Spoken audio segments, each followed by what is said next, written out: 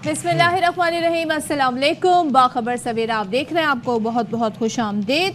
और मौसम का सुबह सवेरे जिक्र करने से पहले मैं सदफ अब्दुल जब्बार, मैं आपके साथ अशफाक के साथ सकती उम्मीद है कि आप लोग बिल्कुल ठीक ठाक होंगे और आपका वीकेंड अगरचे कि आपको छुट्टी नसीब हुई तो काफ़ी बेहतर गुजरा होगा।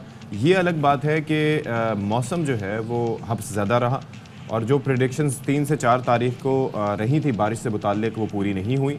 कहीं हल्का फुल्का छींटा पड़ गया होगा तो कुछ नहीं कह सकते, लेकिन कराची का शहर इतना बड़ा है। लेकिन मुल्क के तूल अर्ज़ की अगर हम बात करें तो वहाँ पर बारिश होती रही। इसके अलावा मौसम खासा खुशगवार रहा। लाहौर में हमने देखा बरसात हुई, फिर पंजाब के दीगर इलाकों में, रावलपिंडी में और बहुत से इलाके हैं जहाँ पर बरसात होती रही। लेकिन ये है कि यहाँ पर मौसम की वो सख्ती हम कहेंगे नहीं रही, क्योंकि बादल छाए रहे और कल तो बड़ा ही ज़बरदस्त किस्म का मौसम हब्स था। लेकिन ये था कि बारिश हो जाए, बट स्टिल एक कहते हैं ना, एक बेयरेबल इस वक्त मौसम है, इन द सेंस कि जिस तरीके की गर्मी इससे पहले पड़ रही थी। अच्छा, अब देखते हैं, अब जुलाई के महीने में तो हम दाखिल हो गए। अब बड़ी प्रेडिक्शंस हैं जी, मानसून सीज़न, बारिशें और ये वो, तो देखते हैं कराची में कितनी बारिश होती है और मुल्क के तूल अर्ज़ में बारिशों का क्या। लेकिन क्या कहा जा रहा है कि आज से कहा जा रहा है कि कराची में बादल बरस सकते हैं। यानी जुलाई का फर्स्ट वीक था, अब तो सेकंड स्टार्ट हो जाएगा। अब सेकंड इसके बाद स्टार्ट हो जाएगा। नहीं, फर्स्ट वीक ही है, वैसे भले डेट जो भी हो। जी हाँ, तो आज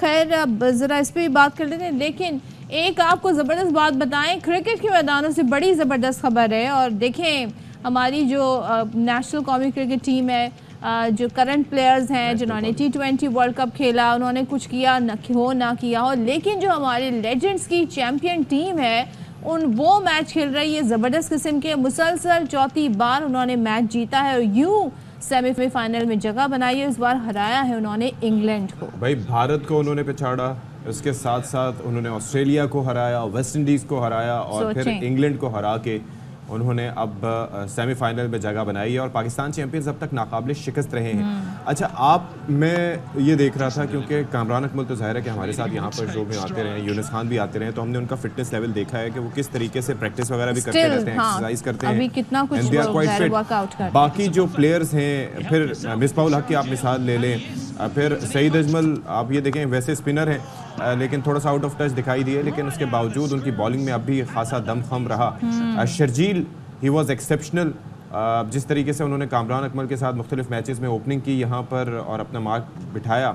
अच्छा, फिर सुहेब मकसूद की मिसाल, सुहेब की जगह तो अभी भी बनती है, मौजूदा टीम में भी बनती है। मौजूदा टीम में इस परफॉर्मेंस के बाद किस किस की जगह बनती है ये तो आप बताएं ना।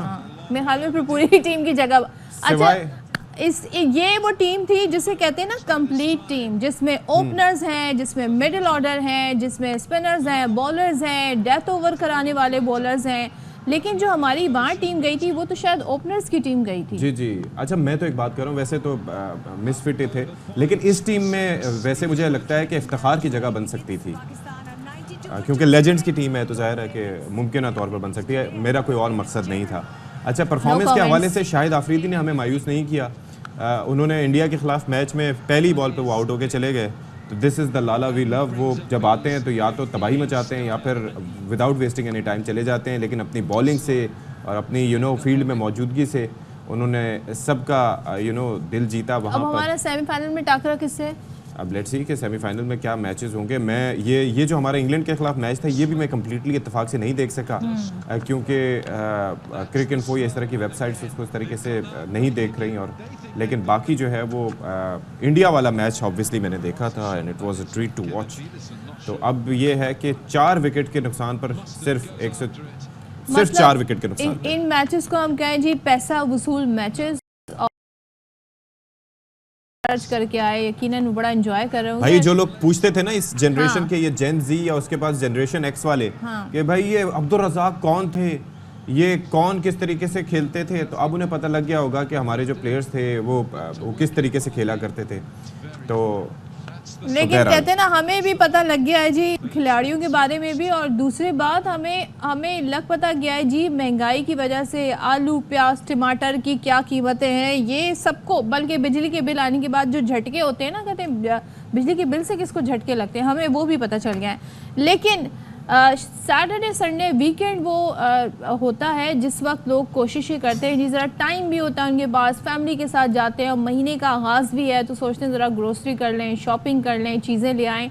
लेकिन मार्केट पे जाके जब प्राइस पता चल रहा है तो आप सुनकर हैरान हो जाएंगे। कराची में जी टमाटर कहीं पर मैं 300 सुन रही हूँ, कभी 350 सुन रही हूँ, कहीं पे तो 400 भी सुन रही हूँ मैं। भाई ये असल में मैं इस पर बात करता हूँ कि हमारा जो प्राइस कंट्रोल का मैकेनिज्म है वो ना होने के बराबर है। हर कोई अपनी एक ठेले से दूसरे ठेले पे आप जाएं तो रेट मुख्तसर है। अच्छा, फिर ये कहा जाता है और क्वालिटी बहुत बुरी मुझे होती ये कहा जाता है कि भाई वो गरीब तो देखें वो तो अपने छोटी सी दुकान में कारोबार कर रहा है। अरे भाई उस छोटी सी दुकान में या उस ठेले पे उसको टैक्स नहीं देना पड़ता, वो अपनी मर्जी के मनमाने रेट वसूल करता है और जो भी सिलसिला उस तरीके से धड़ल्ले से वसूल करता है। टैक्स उस पे लग गया तो टैक्स भी हमसे लेगा, वो भी हमसे लेगा। अच्छा, फिर दूसरा ये है कि बचपन में ये जो किताबें होती थी ना, मुख्तलिफ नॉवेल्स या इस तरीके से डाइजेस्ट वगैरह होते थे, उस पर लिखा होता था तिलिस्म होशरुबा, तिलिस्म होशरुबा, तिलिस्म होशरुबा। अच्छा, फिर हुस्न होशरुबा और पता नहीं क्या क्या। हुस्न कहाँ से नहीं होता था, हुस्न होशरुबा आपने ऐड किया है। वो मैंने किया है ना, मैंने कहा एक से ज्यादा कोई नॉवेल नहीं पढ़े हुस्न होशरुबा, मैंने तिलिस्म होशरुबा पढ़ा है। ये अशफाक होगा, वैसे होगा, आई एम नॉट मिस्टेकन। पता नहीं अशफाक क्या अब आप देख लें कि अब आप ये देख लें कि बिजली के बिलों में इजाफा होशरुबा, पेट्रोल की कीमतों में इजाफा होशरुबा, फलानी कीमतों में। होशरुबा का मतलब होश उड़ाने वाला ना। हाँ। तो हुस्न नहीं हो सकता होश उड़ाने वाला। भाई कितने गाने बने होंगे। आपने रेफरेंस दिया था किताबों का, तो मैंने तिलिस्म होशरुबा पढ़ी है, हुस्न होशरुबा नहीं पढ़ी। मैं से क्लैरिफाई कर रही थी। चलें जी, अब वापस आ जाते हैं हम ये जो होशरुबा कीमतों में इजाफे पर कि हो क्या रहा है इस वक्त के।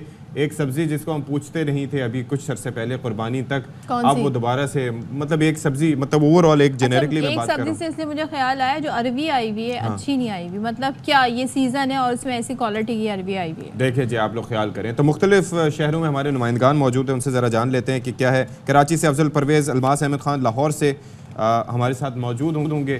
तो पहले ज़रा अलमास अहमद खान से रुख कर, इससे पहले कि वो कंपैरिजन करें फिर से कराची से कि ये जी ये कराची नहीं है जी। हमें पता है कि आप लाहौर में खड़े हैं अलमास, तो हमें ज़रा बताएं भाई कि निर्ख क्या है। ये 470 जो पीछे निर्ख लिखा हुआ है, ये किस चीज़ का भैया? हाँ, आपके होश में उड़ा देता हूँ। हम लोग मुसलमान हैं और मुसलमान का जब भी इस्लामी महीना शुरू होता है तो सबको पता है, चाहे वो अहले तशी हो या सुन्नी हो, कोई भी हो, उन्होंने नज़र न्याज करनी है। जी। तो नज़र न्याज जब होती है तो चिकन ज़ाहिर है उसमें पड़ता है। चिकन किसी भी देग में उसकी एक बेसिक इंग्रेडिएंट्स बन जाता है मुहर्रमुल हराम में। तो जब मुहर्रम आया, आज पहला मुहर्रम है और चिकन की कीमत 470 रुपये हो गई है। और ये भी चोंच पोटा और उसके साथ जो चर्बी वगैरह होती है, अगर आप बिल्कुल साफ़ गोश्त लेंगे तो वो शायद आपको 570 रुपये फ़ी किलो मिले।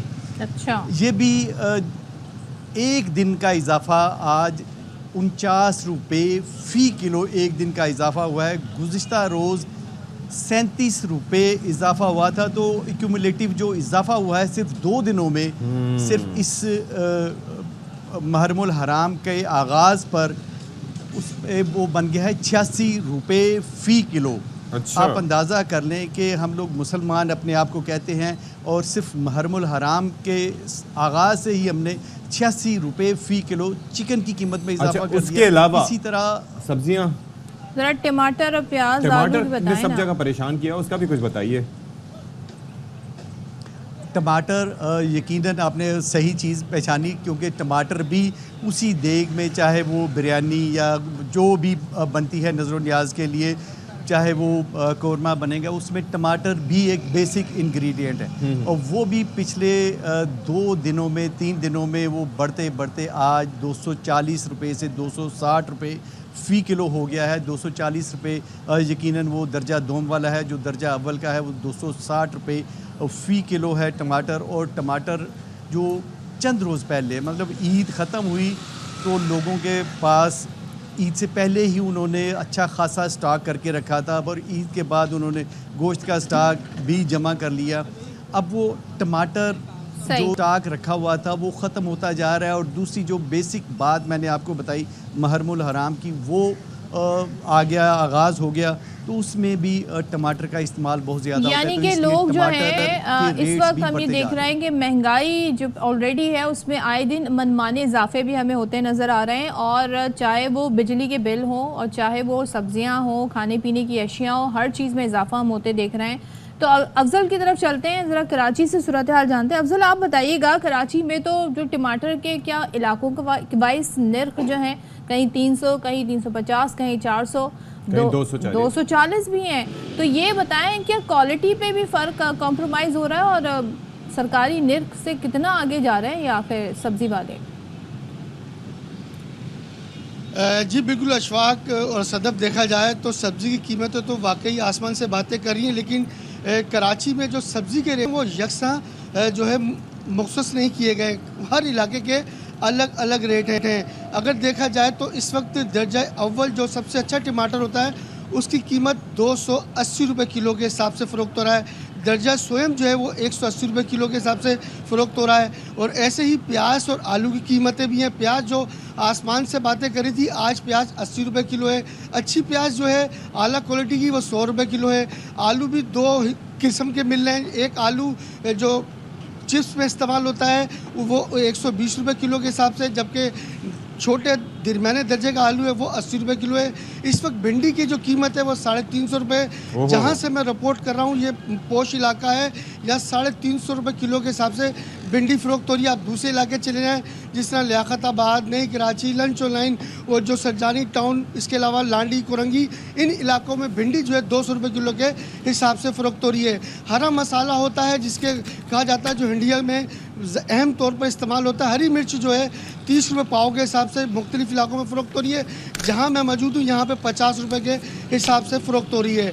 इसी तरह मुख्तलिफ रेट हैं। अदरक लहसुन के भी इसी तरह रेट लगाए गए हैं, 300 रुपये किलो, 400 रुपये किलो।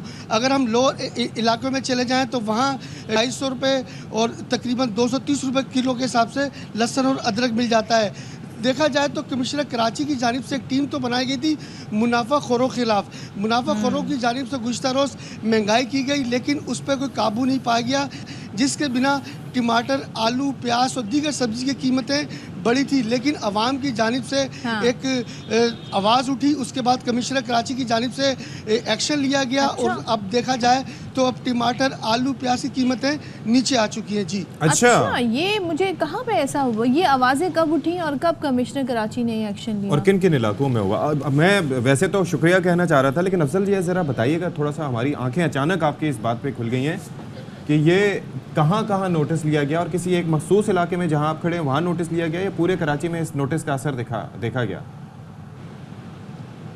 जी बिल्कुल अशफाक, देखा जाए तो जिस तरह दूध की कीमतें अचानक बढ़ी थी तो इस पर सब्जी कीमतों के ऊपर भी लोगों ने काफ़ी बातें करी। जो टीमें थी वो जो इलाकों में पहुंची वो दूध की कीमतें कम करने के बजाय वो सब्जी कीमतों पर लग गए। इस तरह कमिश्नर कराची ने फौरी तौर पर एक्शन लिया और बड़े पैमाने पर जुर्माने भी किए और अहकामात भी दिए। इस तरह जो 2 दिन में जो जुर्माने हुए हैं वो तकरीबन अब तक 80 लाख रुपए से ज़ायद जुर्माने हो चुके हैं। कमिश्नर कराची के मुताबिक जो मुनाफाखोर हैं उनके खिलाफ मुकम्मल तो काबू नहीं पाया गया, लेकिन अभी भी जो पोश इलाके हैं जिसमें डिफेंस, क्लिफ्टन, जहां मैं मौजूद हूँ, ये सदर का इलाका है, यहाँ जो है कोई भी चीज़ ले लें, फ्रूट ले लें, सब्जी ले लें, दूध ले लें, उसकी कीमतें आसमान से बातें कर रही हैं। आसमान से बातें कर रही, बिल्कुल। अफजल हमें आगाह कर रहे थे, अलमास हमें एक लाहौर से सूरत हाल से आगाह कर रहे थे, बहुत शुक्रिया। और मैं ज़ाहिर है एक छोटी सी टिप है वो ये कि भाई ज़रूरी नहीं है कि आप टमाटर का इस्तेमाल करें। अगर टमाटर बहुत महंगे हैं ना ख़रीदें, दही का इस्तेमाल कर लें, इमली थोड़ी सी इसमें आप डाल लें अगर आपको थोड़ा सा टेस्ट का मसला हो रहा है तो, या कम टमाटर इस्तेमाल कर लें। टमाटर वैसे इसलिए होता है कि उसमें कोई भी आप चीज़ बना रहे हो उसमें थोड़ा सा खट्टा बना जाए, क्या होता है? उसमें ग्रेवी का एक पूरा आपको ग्रेवी बनानी होती है तो टमाटर उसमें बड़ी हेल्प करती है। तो ये बहुत सारी चीज़ें हेल्प कर सकती है। इमली ज़ाहिर कम क्वांटिटी में डाली जा सकती है। इमली अगर आपने कहीं खटास पैदा करनी है तो अच्छा, एक चीज़ जो कि कोई खबर है, आई थिंक बहरहाल बात यह है कि हम महंगाई की जो बात कर रहे थे और महंगाई की जो खबर आपको दे देते हैं, उसने हमें परेशान करके रखा है। जी, कराची में पाकिस्तान स्टॉक एक्सचेंज की इमारत में आग लग गई है और फायर ब्रिगेड की 4 गाड़ियां आग बुझाने के लिए पहुंच गई हैं। अफजल खान हमारे नुमाइंदे साथ हैं। अफजल बताइएगा आग कितनी शिद्दत की नजर आ रही है? देखिए सदफ, पाकिस्तान स्टॉक एक्सचेंज की जो इमारत है उसके अंदर अचानक आग लगी थी, जिस इब्तदाई तौर पर फायर ब्रिगेड की एक गाड़ी भेजी गई, लेकिन आग की शिद्दत ज्यादा थी जिसके पेश नजर फायर ब्रिगेड की मजीद गाड़ियां भेजी गई हैं। इस वक्त 4 फायर ब्रिगेड की गाड़ियां आग बुझाने में मसरूफ हैं। ताहाल किसी जानी नुकसान की इतला नहीं आई है। बताया जा रहा है कि जो बालाई मंजिल है उसके ऊपर अंदर एक ऑफिस में आग लगी है। पुलिस भी मौके पर पहुंची है। इब्तदाई शवाहिद के मुताबिक ये लगता है कि आग जो है बिजली की शॉर्ट सर्किट के बाइस लगी है। ताहम पुलिस हुकाम का कहना है कि पहले फायर ब्रिगेड आग को मुकम्मल तौर पर बुझाएगी, उसके बाद इस हवाले से तहकीकात की जाएगी कि आग लगने की वजूहात क्या थी।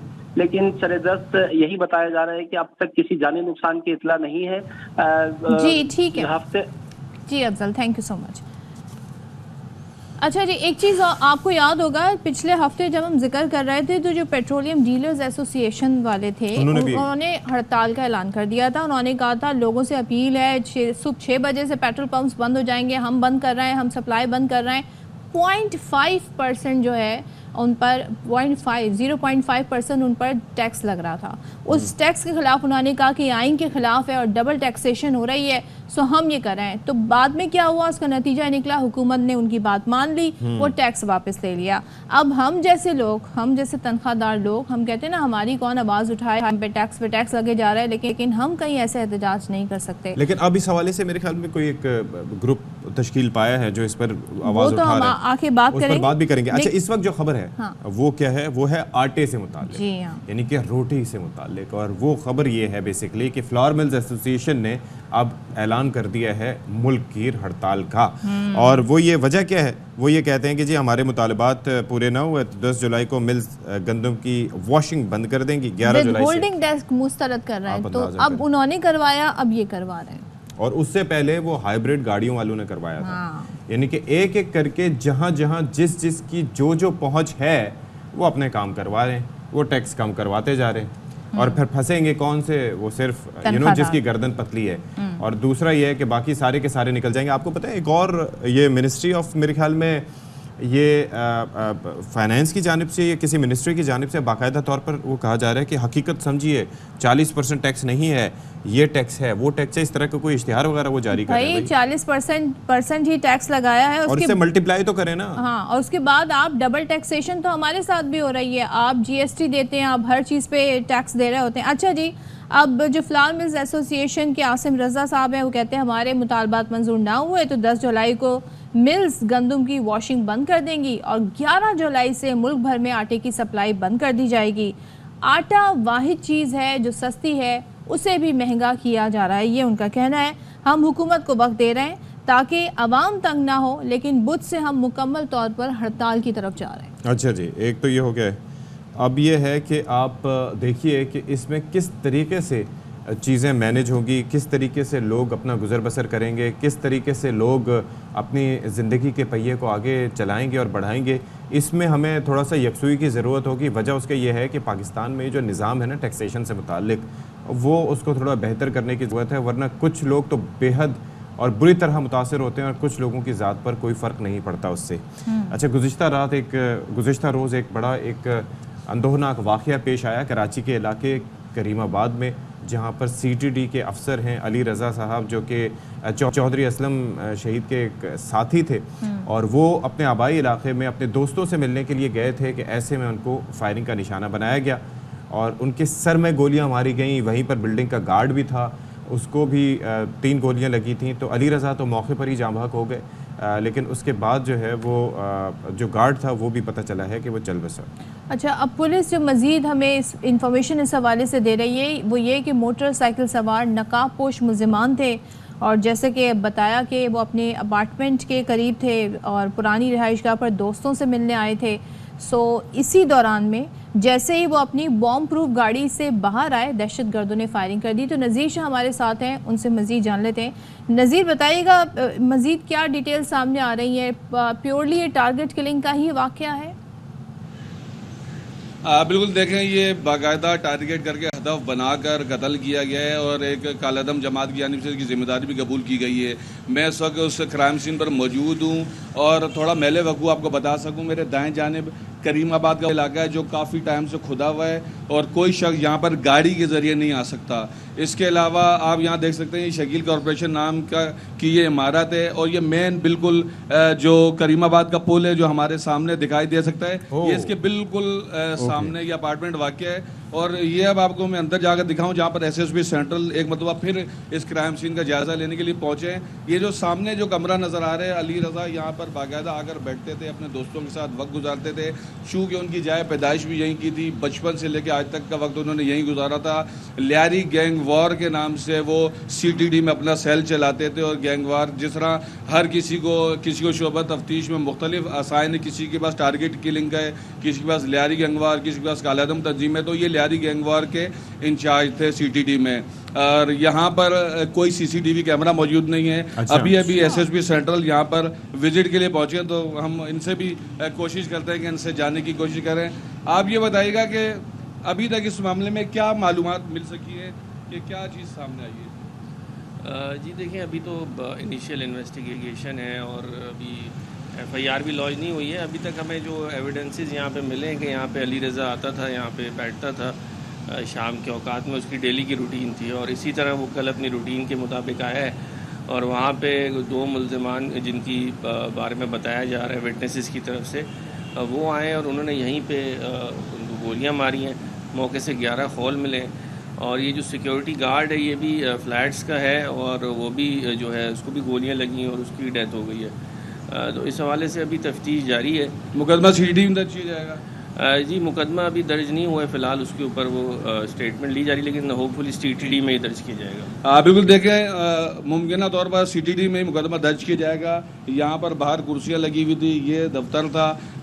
चूँकि गर्मियों के दिन है, ज़्यादातर दोस्त यार जिस तरह आपस में बैठक करते हैं, तो बेसिकली एक बैठक थी। DIG CTD आसिफ एजाज शेख, राजा उमर खताब, मजहर मशवानी, चौधरी सफदर और जितने CTD के अफसरान एहलकार है, कल तमाम यहाँ स्पॉट पे अस्पताल में, उसके बाद अंशोली इमाम बारगाह गए। मैं ख़ुद भी यहाँ पर मौजूद था। यहाँ पर जो तहकीकाती टीम है जो थी उनकी जानिब से न सिर्फ CTD बल्कि पुलिस और दीगर हसास जो इदारों की जानिब से इस केस पर काम किया जा रहा है। एक चीज़ ये है, जिस तरह मैं ये जानना चाह रहा था नज़ीर कि एक तो ये है कि जब उनकी गाड़ी बॉम्ब प्रूफ थी तो इट मीन्स कि उनको खदशात तो थे कि उनको निशाना बनाया जाएगा। उनके पास अपने गार्ड्स थे जो उनके साथ ट्रैवल करते थे, नंबर 1। नंबर 2, गाड़ी उनकी ज़ाती तौर पर थी या उनको महकमे की जानिब से दी गई थी? और दूसरा, यहाँ पर बिलखुसूस तो ना हो चले CCTV, लेकिन आसपास चूँकि ब्रिज भी है, फिर ये इलाका जो है वो यहाँ पर कहीं ना कहीं से CCTV तो मुल्ज़मान की मिल सकती है मुमकिन तौर पर, क्योंकि वो ऑब्वियसली रेकी करके फॉलो करते हुए आएंगे। उनको रूटीन का तो पता था कि वो यहाँ पर रोज़ ही आते हैं, जिस तरह से SSP साहब ने बताया। देखिए अशफाक भाई, आपके तमाम सवालों को मैं जवाब दूंगा। ये CTD है, काउंटर टेररिज्म डिपार्टमेंट, जिसने सानिया सफूरा, अंसारुल शरिया और बड़े बड़े ऐसे काम किए जो इनके क्रेडिट पर आज भी बैन अल-अक़वामी तौर पर माने जाते हैं। इन्होंने मुख्तलिफ केसेस की तफ्तीश करके अपने आप को मनवाया। दूसरी बात, CTD एहलकार, गाड़ी तो दूर की बात, इनको एहलकार भी नहीं दिए हुए थे। जो बम प्रूफ गाड़ी थी वो इनकी अपनी थी, लेकिन बज़ाहिर ऐसे लगता है कि 2 दिन से इनको कोई शक शुबात थे, वरना ये असला हाथ में लेकर नहीं निकलते थे। ज़रा का ये कहना है कि 2 दिन से जब ये गाड़ी से उतरे थे तो पिस्तौल हाथ में रखते थे, वरना ये गाड़ी खड़ी करते थे और पैदल उतर कर यहाँ पर आ जाते थे। अच्छा। अहम बात यह है कि जो दहशतगर्द थे वो पहले से यहाँ पर मौजूद थे। बाकायदा कई रोज़ की रेकी यहाँ पर की गई थी और जैसे ही वो आए तो वो पीछे से नहीं आए, वो यहाँ पहले से मौजूद थे। ये इब्तिदाई इतला बताई जा रही है और उनकी जानिब से फ़ौरन से अंदर आकर 11 गोलियाँ चलाई गई। अली रज़ा के सर से एक गोली बाहर निकली है, गर्दन में लगी है, सीने में लगी है, कमर में लगी है। एक गोली का 9 mm का सिक्का निकाला गया है, लेकिन बाकी 3 गोलियां अंदर ही हैं। पोस्टमार्टम रात को मुकम्मल कर लिया गया था। मजमूई तौर पर 11 गोलियां चलाई गई, जिसमें से 3 सिक्योरिटी गार्ड को भी लगी। 9 mm इसके अंदर इस्तेमाल किया गया है। एक मुलजिम ने उतर कर ये गोलियां चलाई, एक 125 पर बैठा रहा है और ये दोनों यहाँ से फरार हो गए। जो भी शख्स ये हमला करने के लिए आया था वो ना सिर्फ रास्तों से बखूबी वाकिफ था, बल्कि उसको एक एक चीज का पता था कि उसने क्या करना है, किस तरीके से। वो अंदर भी बैठे हुए थे, बाहर नहीं थे, पहले से मौजूद थे। थैंक यू सो मच नज़ीर आगाह करने के लिए। और आप देखिए कि ये CTD के अफसरान जिस तरीके से नज़ीशा ये बता रहे थे कि उनके क्रेडिट पर काफ़ी चीज़ें हैं। आपको चौधरी असलम साहब का वाक़या याद होगा, किस तरह से पहले उनके घर को निशाना बनाया गया, बाद अज़ा उनको टारगेट किया गया। अभी अली रज़ा जो कि DSP, उनके बारे में भी ये बताया गया कि एक तो अपनी सिक्योरिटी की परवाह जनरली लोग मोस्टली हम देखते हैं कि ये CTD के अफसरान नहीं करते। यहाँ पर भी मतलब बस खुद ही वो घूम रहे होते थे, लेकिन ख़तरात किस हद तक थे और कितने अरसे रैकी करके निशाना बनाया गया होगा, आप इस बात से अंदाज़ा कीजिए। चलें तो यहाँ पर देखते हैं पुलिस इस पर मज़ीद क्या इन्वेस्टिगेशन करती है और मुल्ज़िमान कब तक बेनकाब होते हैं। यहाँ पर हम ब्रेक लेते हैं और ब्रेक के बाद वापस आते हैं।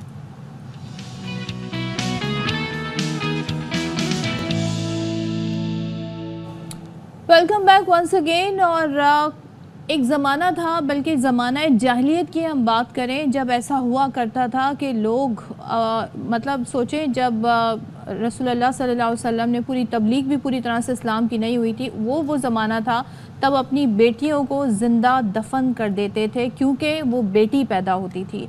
लेकिन आज का वो दौर जब हम 2024 में हैं, इतनी तरक्की कर ली है, इतने वसाइल हैं, बहुत कुछ है, ऐसे में जब ऐसी खबर आती है कि एक बाप ने अपने 15 दिन की बेटी को ज़मीन में गाड़ कर दफन कर दिया, तो फिर हैरानी होती है कि ये बाप का खून कैसे सफ़ेद हो गया और मासूम बच्ची कैसे बिलक बिलक के रो रही होगी।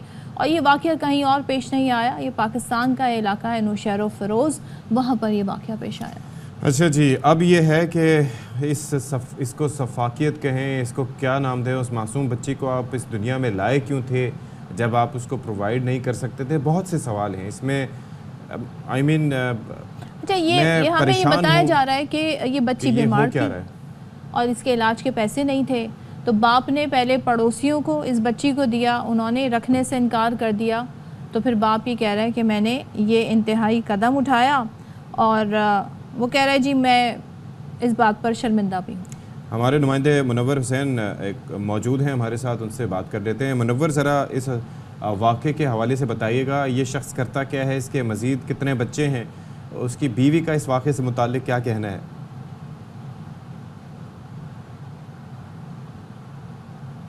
जी मुनव्वर।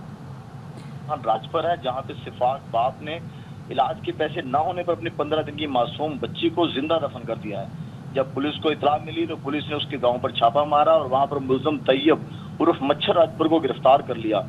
इंट्रोगेशन के दौरान मुल्ज़िम ने जुर्म का एतराफ़ भी किया और पुलिस को बताया कि बच्ची को पैदाशी खून की कमी का सामना था और बच्ची को पाल नहीं सकते थे, जिसकी वजह से उसे एक पड़ोसी को दे दिया, लेकिन उस पड़ोसी ने भी उसे एक दिन के बाद वापस कर दिया और मजबूरन हमने उसे बोरी में बंद करके जिंदा दफन कर दिया।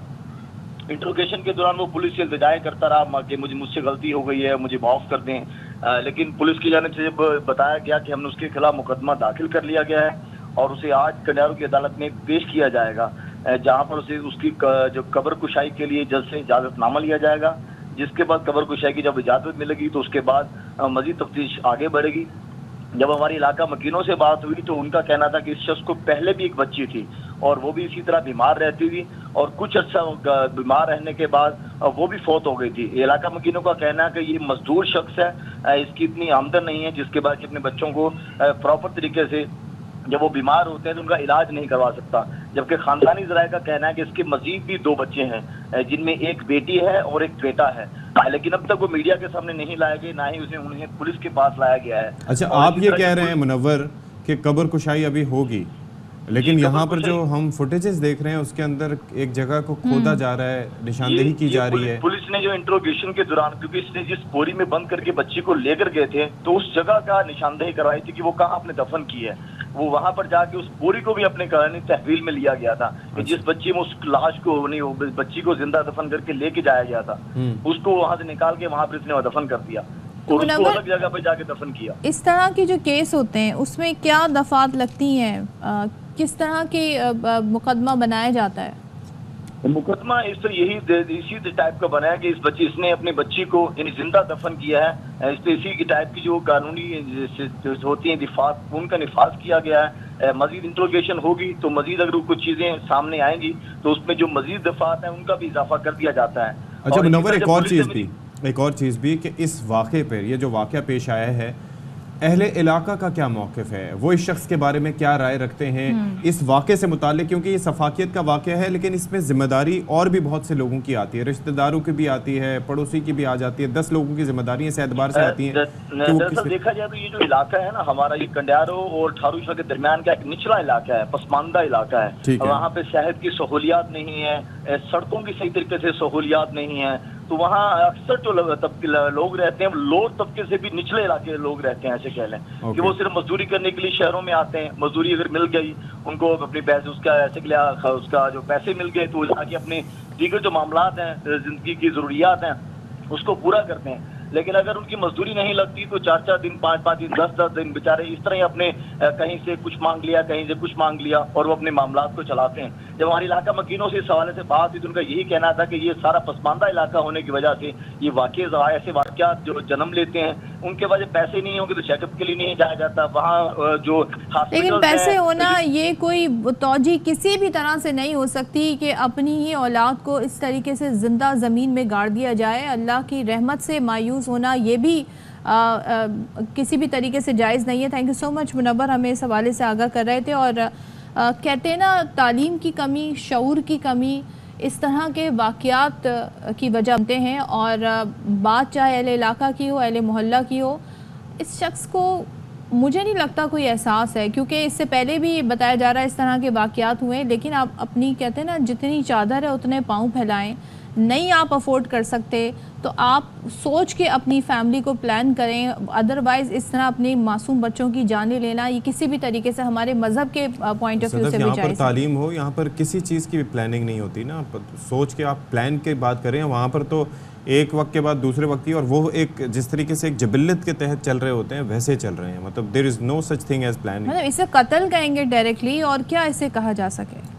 अच्छा जी, आगे बढ़ते हैं और बात करते हैं पाकिस्तानी तालिब इल्मों की, जो कि ज़बरदस्त काम कर रहे हैं और दुनिया में अपने सलाहियतों का लोहा मनवा रहे हैं। यहाँ पर मैं बात करने जा रही हूँ एक तालिबा, बड़ी होनहार, नवाल सिद्दीकी इनका नाम है, और अमेरिका में इस वक्त तालीम हासिल कर रही हैं। अच्छा, खलाबाज जो होते हैं उनको खुराक का आइडिया इन्होंने पेश किया है, जिसे नासा ने एक्सेप्ट भी कर लिया है। अब ये कहती हैं जी, खलाबाजों को प्रोटीन की बहुत ज़रूरत होती है और बहुत ज़्यादा मकदार के साथ खुराक लेकर जाया जा सकता है, जिसके लिए मिलियंस डॉलर अखराजात हो रहे हैं। मतलब ज़ाहिर है ये एक उन्होंने अनोखा आइडिया पेश किया है। सो खला में ही खुराक का इंतज़ाम करना मुमकिन है। इसके लिए जी क्या किया जाएगा, क्या बंदोबस्त होगा, तो नवाल से ही पूछ लेते हैं। बिल्कुल जी Nawal, thank you so much for joining अस। और बड़ा ज़बरदस्त आपने ये इक़दाम उठाया। ये टिड्डे के अंडों का हमने सुना, भाई हाउ डज इट वर्क, और ये आपको मतलब आपने सोचा कैसे कि इसके ज़रिए भी कोई काम हो सकता है, मतलब ये आइडिया कैसे जहन में आया आपके लिए? अस्सलाम वालेकुम, thank you so much for having me. मैंने सोचा था कि जब एस्ट्रोनॉट्स ऊपर जाते हैं उनकी बॉडीज़ क्योंकि ग्रेविटी नहीं है मसल्स यूज़ करने के लिए, उनकी बॉडीज़ कमज़ोर हो जाती हैं और बहुत एक्सपेंसिव होता है सप्लाईज लेके जाने के लिए स्पेस में।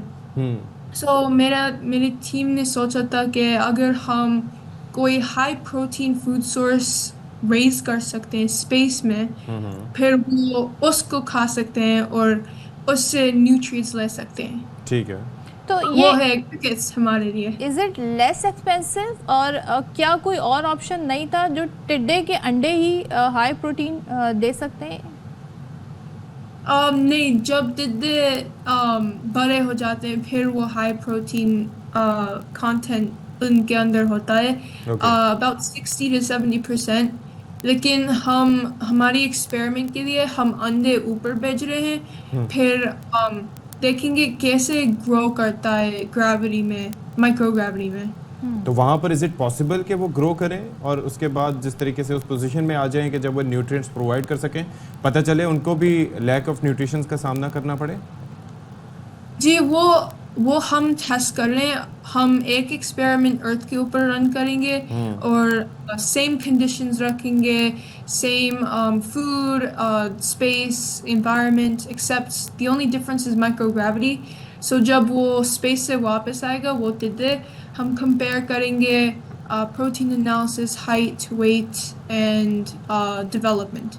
अच्छा, और नवाल और क्या आइडियाज़ प्रेजेंट किए गए थे और आपका ही क्यों ये आइडिया सेलेक्ट किया नासा ने, या दीगर आइडियाज़ भी सिलेक्ट हुए हैं? दूसरे आइडियाज जो सेलेक्ट हुए थे और typically plants, raspberry seeds, strawberry seeds, there were shrimp, so similar projects.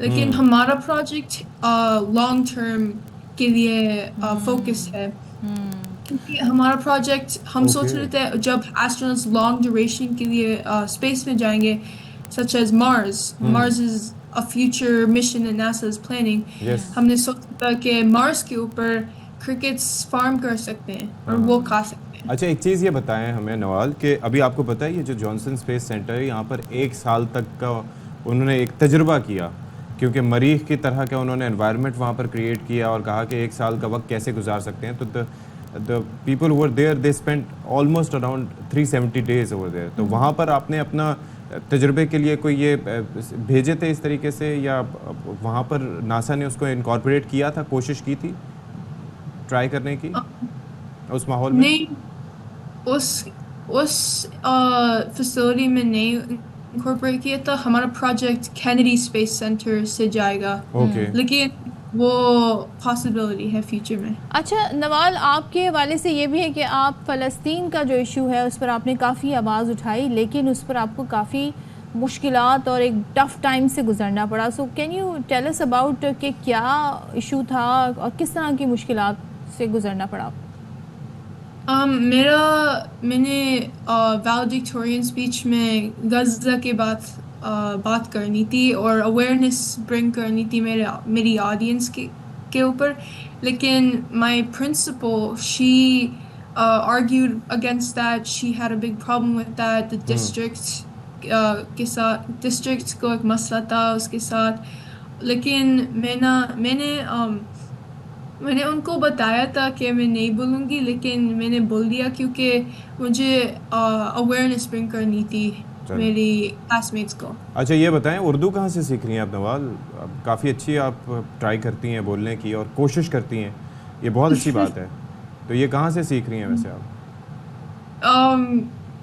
मेरे पेरेंट्स कराची से हैं, सो वो कोशिश करते हैं घर में उर्दू बोलने की। और जब मैं छोटी थी मुझे बहुत अच्छी उर्दू आती थी, लेकिन as time went on it became a little weaker. चलें, keep trying Nawal, keep trying. Thank you so much Nawal, thank you. और हम आपको कहते हैं विश यू गुड लक कि भाई आपका जो प्रोजेक्ट है वो सक्सेसफुल हो। क्या हम गोरों से इसी तरह से बदला ले सकते हैं कि हम उन्हें टिड्डे खिला खिला के उन्हें कहें वो मुर्गियां और बाकी तमाम चीजें हमारे लिए छोड़ दें और खुद टिड्डे खाएं और खुश होते रहें। इनको मरीख पे, सारे गोरों को मरीख पे भेज देते हैं। 1 साल का उनका प्लान है। My God, I think Nawal को चाहिए एलॉन मस्क को भी आइडिया पेश कर दें कि मरीख पे भी खाना, क्या मतलब अभी तो मतलब दुनिया आबाद होगी वहाँ पे, तो टिड्डे बेहतरीन ऑप्शन है। एलॉन मस्क ने सारा कोई फ्यूल बना देना है उसका, और वो टिड्डे क्या कुछ भी हमारे हाथ नहीं है। चलिए ब्रेक लेते हैं, ब्रेक के बाद वापस आ।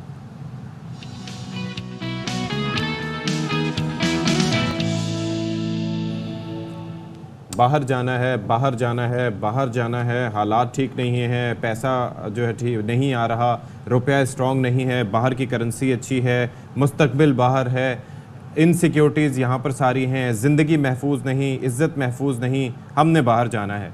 ये हर जगह से सदाएं सुनाई दे रही हैं। ये अगर लोग कह रहे हैं तो मुझे बताएं क्या वो ये गलत कह रहे हैं?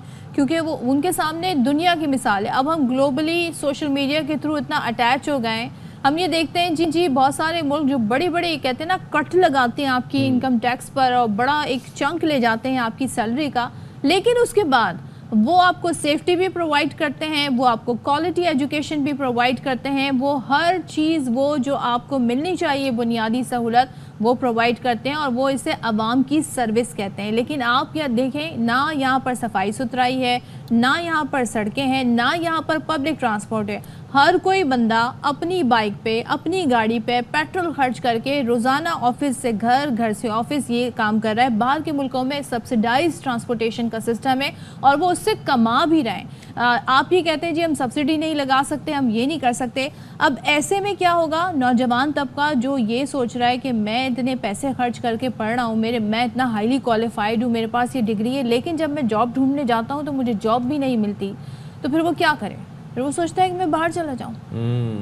वो यही सोचता है। तो इसी से मुताल्लिक हम थोड़ा सा डेटा आपके साथ शेयर करते हैं कि कितने पाकिस्तानी मुल्क छोड़ के दूसरे मुल्कों में जा बसे। नामुसाइद हालात, बेरोजगारी, बदअमनी, जानो माल का खौफ या सुनहरे मुस्तकबिल का ख्वाब, जिसे देखो पाकिस्तान से निकलने की बात कर रहा है। लेबर हो या चाहे आला तालीम डिग्री होल्डर, आखिर मुल्क क्यों छोड़ना चाहता है? इसी हवाले से होने वाले गैलप सर्वे में बताया गया कि 94% पाकिस्तानी मुल्क छोड़ने के ख्वाहिशमंद हैं, 56% माशी तंगी, 24% बदअमनी और 14% को यहाँ अपना मुस्तकबिल तारीक दिखाई देता है। सर्वे के मुताबिक 2024 में अब तक 7,89,837 अफराद मुल्क छोड़ चुके हैं। ब्रेन ड्रेन में गुज़िश्ता साल यानी 2023 में 119% का बड़ा इजाफा देखा गया। Bureau of immigration and overseas employment के मुताबिक 2023 में 8,60,000 पाकिस्तानियों ने रोजगार के लिए तर्क वतन किया। पाकिस्तान से जाने वालों में सिर्फ लेबर तबका ही नहीं बल्कि डॉक्टर्स, इंजीनियर्स, इंफॉर्मेशन टेक्नोलॉजी के माहिरीन और अकाउंटेंट भी शामिल हैं।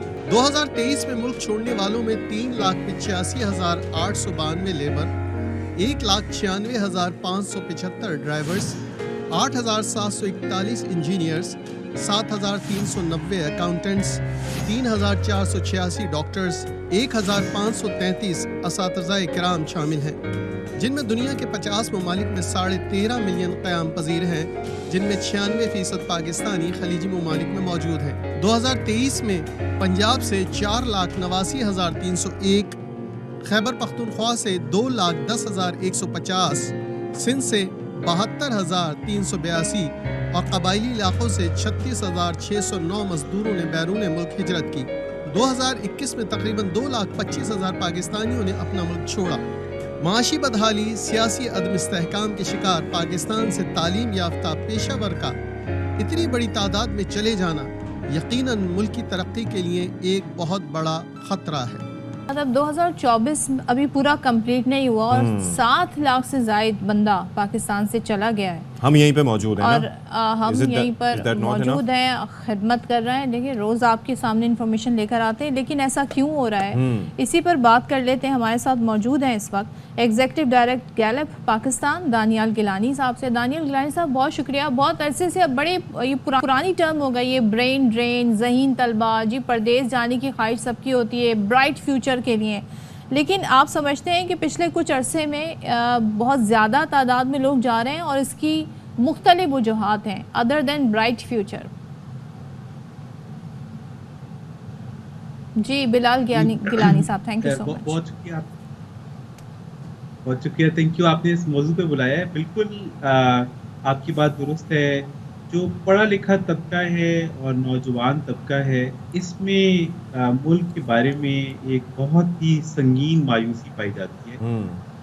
उनके ख्याल से इस मुल्क में तालीम के, रोज़गार के कोई मौक़े मौजूद नहीं हैं, और ना सिर्फ मौक़े मौजूद नहीं हैं बल्कि आने वाले दिनों में एक के बारे में मुल्क इटसेल्फ के बारे में मायूसी है कि क्या मुल्क रहेगा, मुल्क में रहने वाले अफराद जो हैं इनका क्या फ्यूचर है।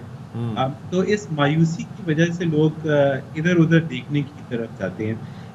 उनमें से कुछ लोग मुल्क छोड़ने में कामयाब हैं। आपने बताया 7 लाख 8 लाख लोग गए हैं, मगर इससे बहुत बड़ी तादाद ऐसी है जो ख्वाहिश रखती है मगर नाकाम है, और इस नाकामी की वजह से वो और भी ज़्यादा मायूस कुन है।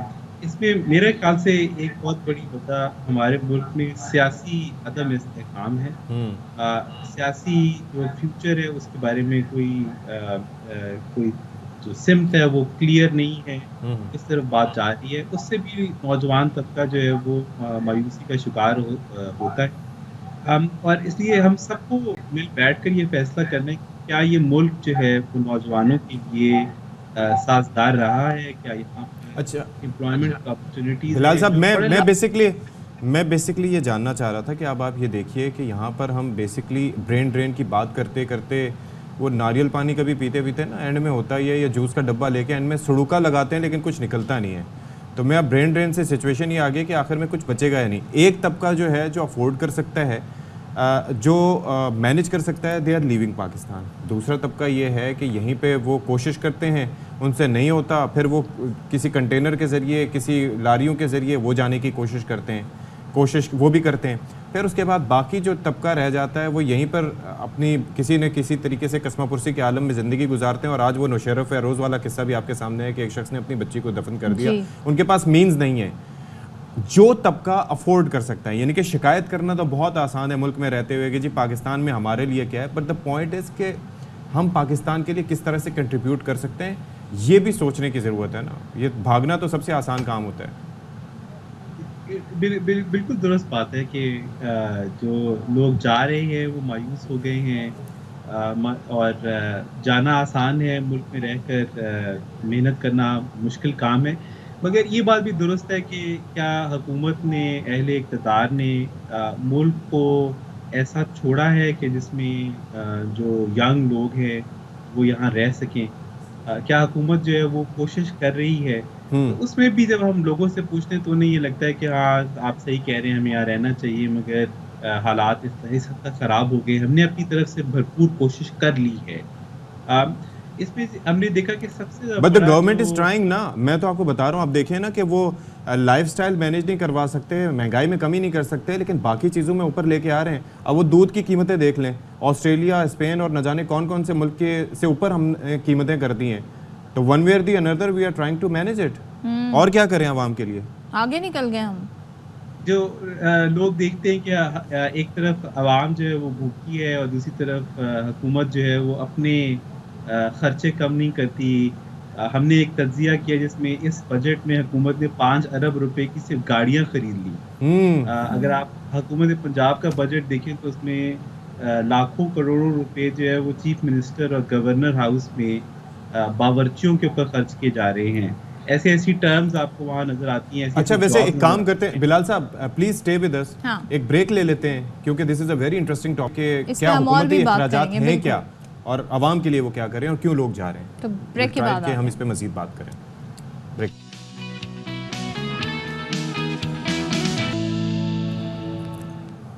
जी, बाखबर सवेरा में एक बार फिर से आप सबका खैर मकदम। उम्मीद है कि आप बिल्कुल ठीक ठाक होंगे और हमारा शो देख रहे होंगे। ये बहुत इंपॉर्टेंट है क्योंकि हम आपकी उम्मीद क्यों है, यकीनन देख रहे होंगे। अज़्म मुसम्मम, हाँ ऐसे ही है, यकीन मुहकम, अज़्म मुसम्मम। फीडबैक जो आता है उससे हमें आइडिया हो जाता है। मोहब्बत फातिह आलम, क्या बात है, क्या बात है अशफाक इसाक सिद्दीकी की, वाह वाह। तो शेर पूरा याद नहीं था वरना मैं मुकम्मल कर देता। शुक्र है याद नहीं था पूरा, और शुक्र है पूरा मुकम्मल, शुक्र है वो याद नहीं है वरना वो फिर सोशल मीडिया की जीनत बनता। सोशल मीडिया से याद आया कि आप देख सकते हैं जी, आप हमें अगर कुछ भी कमेंट हमें देना चाहें, पॉजिटिव कमेंट दीजिएगा, और जो फीडबैक देना चाहें ट्विटर पर हमें, फेसबुक पर है, यूट्यूब पर हमें, और क्रिटिसाइज भी कर सकते हैं, सदफ मौजूद है। Constructive criticism is always good. तो बहरहाल मौसम इंशाल्लाह आज से अच्छा हो जाएगा तो आपके मिजाज भी अच्छे होंगे, और सब मिलकर ये दुआ करें कि बरसात इतनी हो कि मुसलसल होती रहे, लेकिन इतनी भी ना हो कि सड़कें पानी से भर जाएं। ठीक है, मुसलसल बारिश से तो सड़कें भरेंगी, कराची में तो यही होगा। एक कॉन्फिडेंस चेक करें। तो बहरहाल बात यह कि अल्लाह करे कि सारे मामला ठीक रहें, बरसात हो और अच्छी हो, और फसलों वगैरह के लिए, नस्लों के लिए, हर चीज़ के लिए अच्छी हो। अच्छा जी, अब हम कराची स्टॉक मार्केट की हम बात बता रहे थे। वैसे तो हम बताते हैं कि 80,000 पॉइंट्स अबूर करके आज सुबह आग की खबर आई थी जिसके ऊपर हमने बात भी की थी। स्टॉक एक्सचेंज की इमारत में आग लगी, आग बुझाने की कोशिशें जारी थी, 4थी मंजिल पर यह आग लगी थी। तो अब क्या सूरत हाल है, अफजल खान हमें बता रहे जी। देखिए, मैं पाकिस्तान स्टॉक एक्सचेंज में उसी मुकाम पर मौजूद हूँ जहाँ पर आग लगी है। मेरे अकब में आप देख सकते हैं कि बिल्डिंग की 4थी मंजिल के ऊपर आग लगी है। फायर ब्रिगेड की गाड़ियाँ, फायर ब्रिगेड के स्नॉर्कल्स यहाँ पर मौजूद हैं। आग बुझाने की कोशिश की जा रही है। फायर ब्रिगेड की इस वक्त 4 गाड़ियाँ और 1 स्नॉर्कल आग बुझाने में मसरूफ़ है। इस आग पर कंट्रोल करने के लिए यहाँ पर रेस्क्यू 1112 की टीमें भी आई हैं। इसके अलावा ईदी और छिपा के रजाकार भी पहुँचे हैं, लेकिन वाक़े के अंदर अब तक किसी जानी नुकसान की इतला मौसूल नहीं हुई है। पुलिस और रेंजर्स भी यहाँ पर पहुँची हैं। उनका कहना है कि पहले आग पर कंट्रोल किया जाएगा, उसके बाद इस वाक़े की तहकीकात की जाएगी। 4थी मंजिल के 2 दफातर के अंदर अचानक आग भड़क उठी है। बताया जा रहा है कि इब्तदाई तौर पर बिजली की शॉर्ट सर्किट के बायस ये वाक़या पेश आया, लेकिन पुलिस इसकी मज़ीद जांच करेगी। आज ये नाखुशगवार वाक़या पेश आने के बाद स्टॉक एक्सचेंज के अंदर जो सरगर्मियाँ होती हैं उनको रोक दिया गया। ताख़ीर से ये सरगर्मियाँ शुरू की जाएंगी।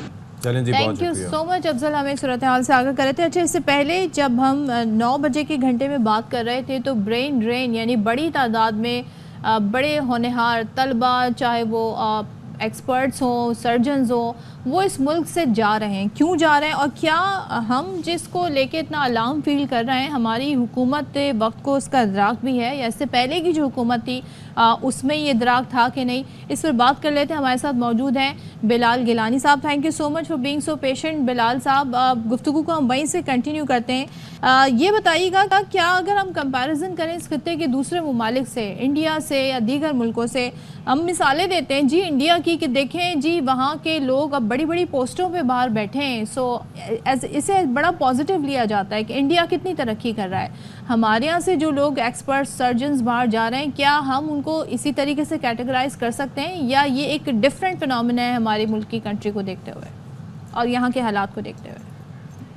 बिल्कुल, जब इन्हीं लोगों से पूछा जाता है कि आप मुल्क छोड़कर क्यों जा रहे हैं, तो पाकिस्तान से छोड़ने वाले लोग जो है वो नाउमीदी का इजहार करते हैं, मुल्क के बारे में एक बदगुमानी का इजहार करते हैं, हुक्मरानों के बारे में एक बदगुमानी का इजहार करते हैं।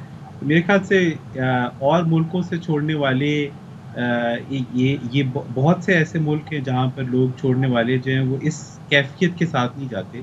वो वहाँ जाते हैं बेटर इनकम अपॉर्चुनिटीज के लिए, फिर वो वापस आ जाते हैं अपने मुल्क में। इंडिया में हमारे नेबरिंग कंट्री है, वहाँ पर नेगेटिव ब्रेन ड्रेन है। इस वक्त दुनिया भर से जो एजुकेटेड और कारोबारी तबका है वो वहाँ पर आकर इन्वेस्टमेंट्स कर रहा है। अच्छा। नॉन रेजिडेंट इंडियंस जो है वो वापस इंडिया में आकर तो इसके लिए तो वो टर्म यूज होगी ना, ब्रेन गेन एक तरह से हो रहा है उनका। बिल्कुल ऐसी बात है। और हमें इन इश्यूज के बारे में बात करनी चाहिए और फिर इनके सॉल्यूशंस के बारे में बात करनी चाहिए। अच्छा बिलाल, एक और चीज़ मैंने देखी है, it has to do with how we treat our children, या हम उनको किस तरीके से एजुकेट करते हैं अपनी नस्लों को। मिसाल के तौर पर ये तो आप अभी की बात करें, आज से 15-18 साल पहले व्हेन आई वाज अब्रॉड, तो वहाँ पर जो इंडियंस थे उनकी सैलरीज भी कम थी। वो जिन तरह के इलाकों से आए थे, मुख्तलिफ टीवी चैनल्स में काम कर रहे थे, लेकिन उसके बावजूद दे ओन्ड देयर कंट्री। वो वहाँ पर नहीं बताते थे कि हम महाराष्ट्र से हैं या हम मुंबई से हैं या हम फ़लानी जगह से हैं या हम तमिलनाडु से हैं। हमारे यहाँ से जो लोग थे, एक तो बताने में उनको फ़ख्र नहीं होता, प्लस अपनी कास्ट बताते थे कि हम बलोच हैं, हम सिंध से हैं, हम पंजाब से हैं। तो it has to do with that as well कि we don't own our country. बिल्कुल। और जब हम लोगों से यही सवाल करते हैं कि आप पाकिस्तान के बारे में कितना पुरुमीद हैं, प्राइड लेते हैं, तो हमें अनफॉर्चुनेटली पिछले कुछ दिहाइयों में ये एहसास होता है कि वो जो प्राइड है पाकिस्तानी होने के बारे में, उसमें कमी आ रही है। और उस पर एक बहुत बड़ा फैक्टर जो हुक्मरान है, हुकूमत है, उसकी एक्सेसेस हैं। जब वो ये देखते हैं कि उनके हालात ख़राब हैं और हुक्मरान जो हैं वो लग्जरी की ज़िंदगी जी रहे हैं, हुकूमत जो है वो आवाम के बारे में सोचने के बजाय अपनी अयाशियों के बारे में सोचती है। मसलन प्रेसिडेंट हाउस जो है, मैं अगर आपके सामने रखूं, इस बजट में 3 करोड़ रुपए सिर्फ और सिर्फ उसके गार्डन्स के ऊपर खर्च किए। 60 माली जो है एम्प्लॉयड है। प्रेसिडेंट हाउस इस साल 30 करोड़ रुपए की नई गाड़ियां खरीदेगा, जो कि पिछली प्रेसिडेंसी से सिग्निफिकेंटली 300% हायर अमाउंट है। तो अकाउंटेबल गवर्नमेंट, यानी हुकूमत जो है वो खर्च करे यकीनी तौर पे उसके, और वो कुछ रिहायशी कोई सरकारी अफसरान के लिए अरबों रुपए रिहाइश के मंसूबे के लिए भी कुछ रखे गए थे जी। और बहुत से हुकूमती ओहदेदार हैं, मसलन सुप्रीम कोर्ट के जजेस हैं, उनके लिए कंसेशनल लोन्स प्रोवाइड किए गए हैं। फ्री यूनिट्स बिजली के होते हैं, फ्री यूनिट्स बिजली के हैं, पेट्रोल के फ्री यूनिट्स इस अमाउंट के हैं कि अनबिलीवेबल है कि कोई एक इंसान जो है वो इतना पेट्रोल इस्तेमाल कर सकता है। तो लेफ्ट राइट एंड सेंटर। और दूसरा एक और चीज़ है, जहाँ पर टैक्सेशन के ऊपर इतनी बात होती है, वहाँ पर जिनकी लाखों रुपए पेंशन है वो टैक्स फ्री भी है भाई। और जो उनको प्रॉपर्टी दी गई है उसको फर्स्ट टाइम ट्रांसफ़र के लिए इस्तिस्ना दे दिया गया है। तो अगर आप लेफ्ट राइट एंड सेंटर देखें तो ये महसूस होता है कि एक हुक्मरान तबका है और एक अवाम है। हुक्मरान तबका इस तमाम मुश्किल हालात में कोई अपने लिए मुश्किल पैदा नहीं करना चाहता। जहां पर 1 लाख रुपए इनकम वाले शख्स के लिए जो रोजगार हासिल कर रहा है, एम्प्लॉयमेंट हासिल कर रहा है, उसके टैक्स रेट में 100% इजाफा कर दिया गया है। ऐसे ही है। यानी ये बात सोचने की है कि हुक्मरान क्या समझते हैं कि 1 लाख रुपया जो अर्न करता है वो तो यानी बुनियादी जिंदगी की जो सहूलियात है उनसे महरूम है। अच्छा, तो उन्होंने इस साल ये एहसास किया कि शायद उसके पास एक्सेस पैसा आ गया कि जो टैक्स की फॉर्म में उसे वसूल कर लिया गया। एक चीज़ बिलाल साहब जो मुझे तंग करती है वो ये कि बहुत गुफ्तगू हो रही है, अब मुझे अच्छी लगती है बात के इन इशूज़ पे ज़्यादा बात हो रही है, लेकिन जब हम बात करते हैं ना पॉलिसीज़ की, हम एक इकोनॉमी को लेके भी जब पॉलिसीज़ की बात करते हैं, हमें कोई पॉलिसी ऐसी नज़र नहीं आती है जिससे ये आइडिया हो कि जी फ्यूचर में, जैसे आप सऊदीया की बात ले लें, 10 साल बाद हम कहाँ खड़े होंगे, उन्होंने अपना पूरा एक प्लान बनाया, उसके अकॉर्डिंगली उनकी डायरेक्शंस हैं। इसी तरीके से दीगर कंट्रीज़ की बात कर लें, आपकी जो हुक्मरान तबका है वो अशराफिया है, जो आपके अवाम हैं वो गरीब हैं, मिडिल क्लास है, बल्कि जो मिडिल क्लास है अब वो नीचे मज़ीद गरीब जा रहे हैं, आप और गरीब क्रिएट कर रहे हैं। आप मिसालें देते हैं दूसरे ममालिक में सादिक खान बनता है मेयर लंदन का, ऋषि सुनैक बनते हैं वज़ीर आज़म बरतानिया के। क्या आपके मुल्क में ऐसा दिन भी आएगा जब इस तरह के लोग जिनका मज़हब भी अलग हो, जिनके कहते हैं ना जिनके पास इतना पैसा भी ना हो, वो इन पोजीशंस पर आएँ, पढ़े लिखे हों बिकॉज ऑफ द मेरिट? क्या हम इस पोजीशन पे पहुँचेंगे? क्या हमारी पॉलिसीज़ हमें ये बताती हैं कि आगे कभी ऐसा फ्यूचर होगा? अनफॉर्चुनेटली इस वक्त जो सियासत का और मईशत का जो निज़ाम हम चला रहे हैं, उसमें से उम्मीद की किरण जो है वो मुझे तो नजर नहीं आता। अच्छा Bilal, before you answer it comprehensively, मैं सिर्फ ऐड करूंगा सदफ कि हम ये पूछ रही हैं सदफ कि हमें आगे ऐसा होता है, जिन लोगों ने ये पॉलिसी बनानी है उन्हें खुद अपना मुस्तकबिल किसी और मुल्क में दिखाई देता है। आप NRIs की बात कर रहे थे, यहाँ पर NRPs हैं, ठीक है, जैसे गवर्नमेंट खत्म हुई, मोस्टली ऐसा ही होता है, आई एम नॉट सेइंग कि एवरीवन इज़ लाइक दैट, लेकिन जैसे गवर्नमेंट खत्म हुई तो वो खुद किसी और जगह जाके अपना बसेरा कर लेते हैं। प्लीज़ आप आंसर कीजिएगा। जी बिल्कुल। और जो इक़्तिदार में जो लोग हैं उनकी मुल्क के बारे में खुद मायूसी की एक बहुत बड़ी जो सिंबल है वो ये कि उनके अपने बच्चे ना मुल्क में मौजूद हैं, ना मुल्क से तालीम हासिल करते हैं। उनमें से बहुत से अफराद तो अस्पताल भी पाकिस्तान में जाना गवारा नहीं करते। तो अगर मायूसी की बात से आगे बढ़ा जाए तो क्या हम ऐसा निज़ाम बना सकते हैं कि जिसमें आम पाकिस्तानी को हुकूमत का हक दे दिया जाए? इस वक्त एक बहुत बड़ा मसला ये है कि ये एक छोटा सा तबका हुकूमत कर रहा है, पिछले 50 साल से यही लोग हुकूमत कर रहे हैं। तो यानी जो नए आइडियाज़ हैं वो आएंगे तब जब नए लोगों को मौका फराहम किया जाएगा। अगर आप इस वक्त की काबीना जो किसी भी प्रोविंस की है, नेशनल की है, आप उसको उठा कर देख लें तो ये वही चेहरे हैं, ये वही खानदान हैं जो कि बार बार इस मुल्क पे इक़्तिदार करते हैं। लेकिन द पॉइंट इज के यही चेहरे अगर 4 साल पहले देखें तो तब भी वही चेहरे थे, अब भी वही चेहरे थे, वन वे और दिन अदर यही चेहरे आते हैं और बगैर पैसे के कोई पाकिस्तान की सियासत में आगे नहीं बढ़ पाता। This is very unfortunate but it is true. तो अगर हम नए चेहरों को सामने लेके आए, नए लोगों को हुकूमत का हक दें, तो फिर ये शायद निज़ाम में तब्दीली की कोई बात हो सकती है। इन अफराद से, इन चेहरों से कोई नई पॉलिसी का निकलने की उम्मीद जो है वो कम है। इसलिए मेरे ख्याल से एक बहुत बड़ी जो चेंज आ सकता है वो पाकिस्तान में लोकल गवर्नमेंट के इलेक्शंस कराए जाएं, उसमें लाखों की तादाद में नए अफराद आएंगे। यही लोग जो इस वक्त मायूसी का शिकार है और कोई मायूसी की बातें करते हैं, अगर आप इनको इक़्तिदार दे दें तो शायद इनके पास ऐसे आइडियाज़ हैं जो ये आइडियाज़ हमें मुल्क को आगे ले जाने में। दूसरा हमारे निज़ाम ऐसा हो, ख़ासतौर पर ये जो सिविल सर्विसेज अकेडमीज़ हैं मुख्तलिफ के, थोड़ा सा ये जो बाबू कल्चर है ना, ये वो अफसरशाही जिसे कहा जाता है, थोड़ा सा उनका भी माइंडसेट चेंज हो, तो ये भी बड़ा ज़रूरी है। बिलाल गिलानी साहब, it was very nice pleasure, nice talking to you, और बड़ा हमने इंपॉर्टेंट चीज़ों पर बात की। आई होप कि इसका कुछ असर होगा। Thank you so much Bilal. और ज़ाहिर है हम इन इशूज़ को हाईलाइट करने की इसलिए कोशिश करते हैं कि समटाइम्स ये कहा जाता है जी पाकिस्तान में आप क्या समझ रहे हैं, यहाँ पे बड़ा सस्ता है सब कुछ, यहाँ पे रहना अभी भी जो है हम अफोर्ड कर सकते हैं, खाना यहाँ पे as compare to other countries.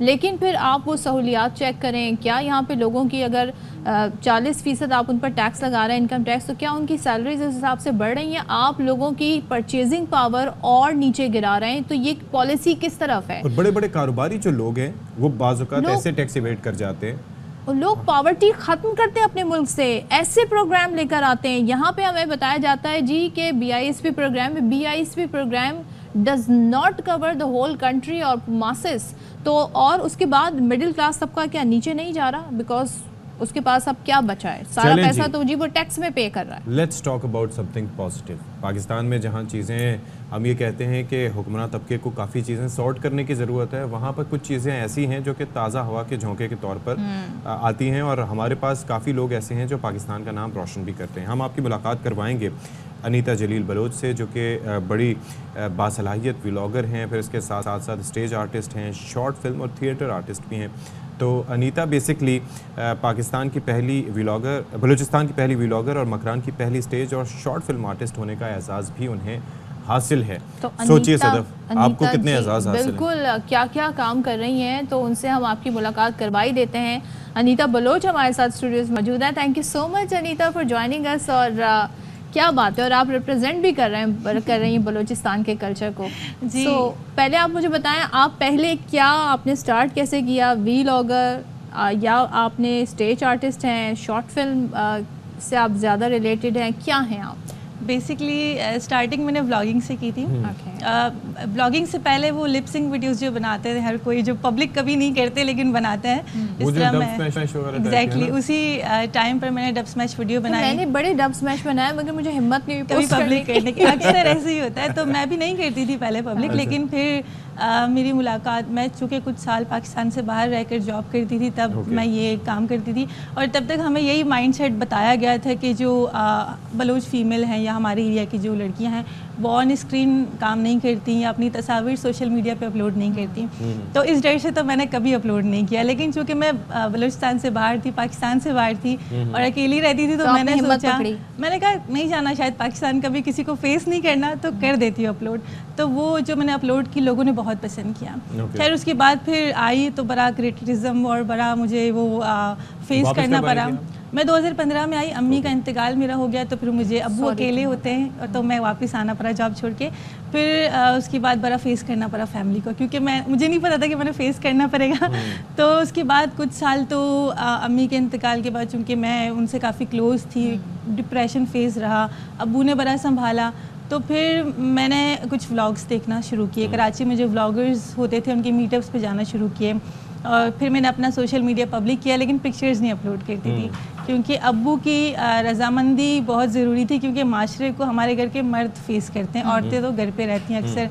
तो अब्बू को मनाने में मुझे एक अरसा लग गया, जो कि एक अलग ही कोई स्ट्रगल है कि अब्बू को मैंने किस तरह कन्विंस किया, मनाया।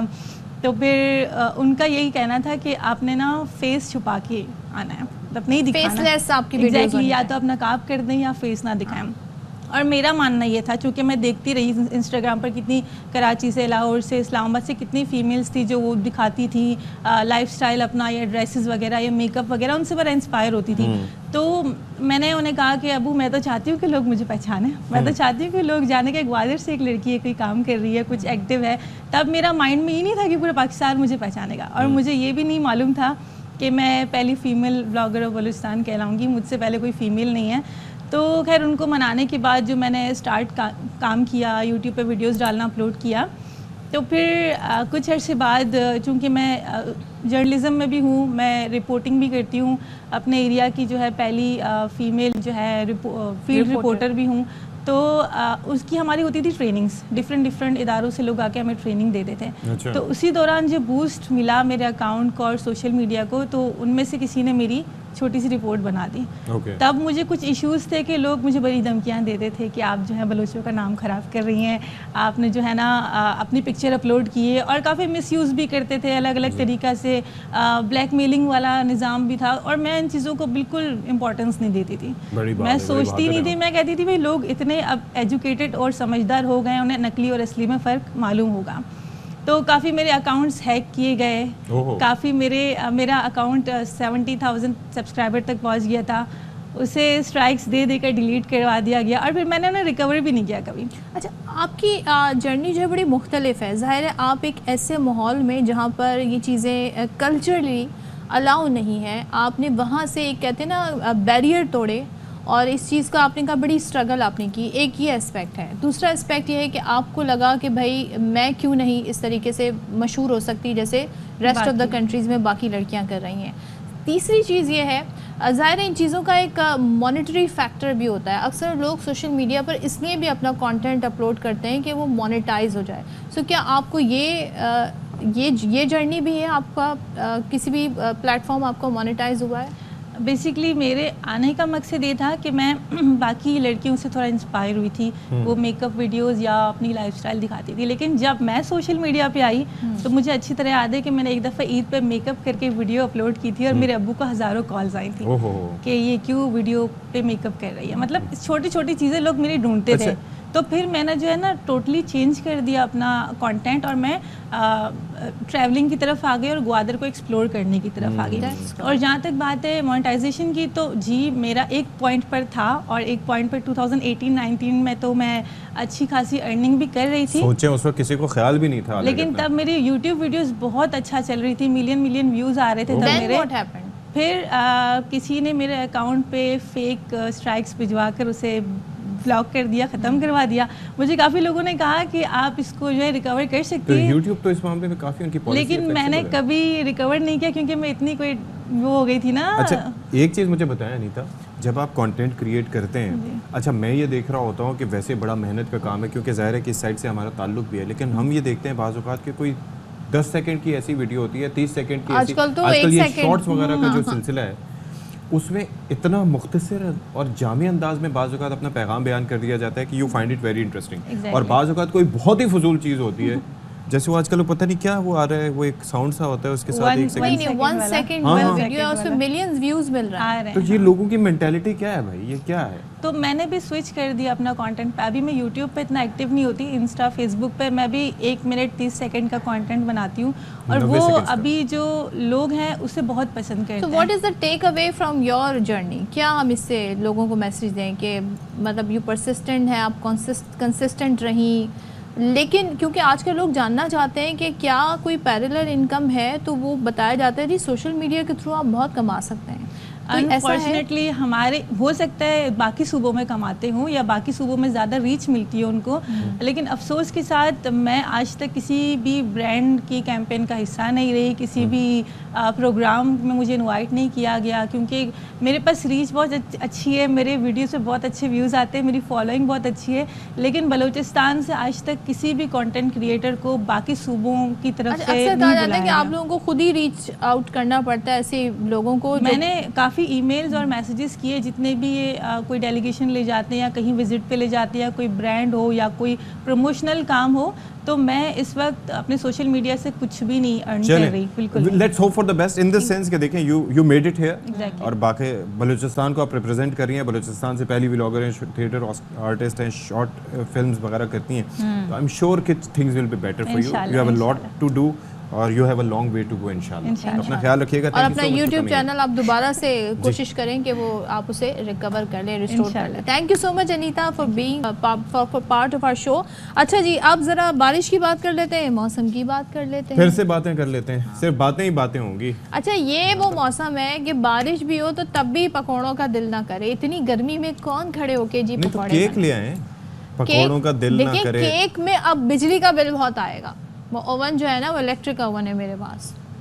सदा मुझे लगता है कि किसी दिन आपने कच्चा आटा खाना शुरू कर देना है, ये सोच के कि पकाने में गैस भी खर्च होगी। ऐसे ही है, मैं तो ऐसे शॉर्ट रेसिपीज की तलाश में हूँ जिसमें कोई मिली है वैसे आज तक कोई शॉर्ट? हाँ, मैं बड़े मजे के सैंडविच बना लेती हूँ, तरह तरह के। लेकिन उसको आप वो तो करती होंगी थोड़ा सा, वो सैंडविच मेकर? हाँ, सैंडविच मेकर है और बहुत सारी चीज़ें हैं, लेकिन उसमें ये कि आपको आग के आगे नहीं इतना खड़ा होना पड़ता। सिंपल खाना खाएं। कहाँ? अच्छा, ये हमारे जो प्रोड्यूसर साहब हैं वो कह रहे हैं हम बारिश की बात कर रहे हैं। अरे भाई, बारिश और खाना ये तालमेल है, मलजूम है। हाँ। मतलब सोचें आप पेट में आपके चूहे दौड़ रहे हों और बारिश हो रही है तो आपको खाक समझ में आएगी बारिश का वो मौसम। अच्छा, अब फरमाइशें भी आ रही हैं, अब आपसे आ रही हैं, खिलाते तो है नहीं आप। इसको वाकई नहीं खिलाना चाहिए। चलें, तो मुल्क के बालाई और बस्ती हिस्सों में जी बारिश के स्पेल ज़बरदस्त किस्म के जारी हैं, जो कि अशफाक ने आपको पहले ही बता दिया था कि KP हो, पंजाब हो, बलूचिस्तान हो, यहाँ पर बादल बरस रहे हैं। आज़ाद कश्मीर में भी ऐसी ही सूरत हाल है। मुख्तलिफ शहरों में काफ़ी ज़्यादा बारिश होने से क्या हुआ, गर्मी का जोर टूट गया। अच्छा, पंजाब में लाहौर में भी सब हम देख रहे थे बड़े परेशान हैं। अब पंजाब के मुख्तलिफ अज़ला हैं, वहाँ भी बारिश हो रही है।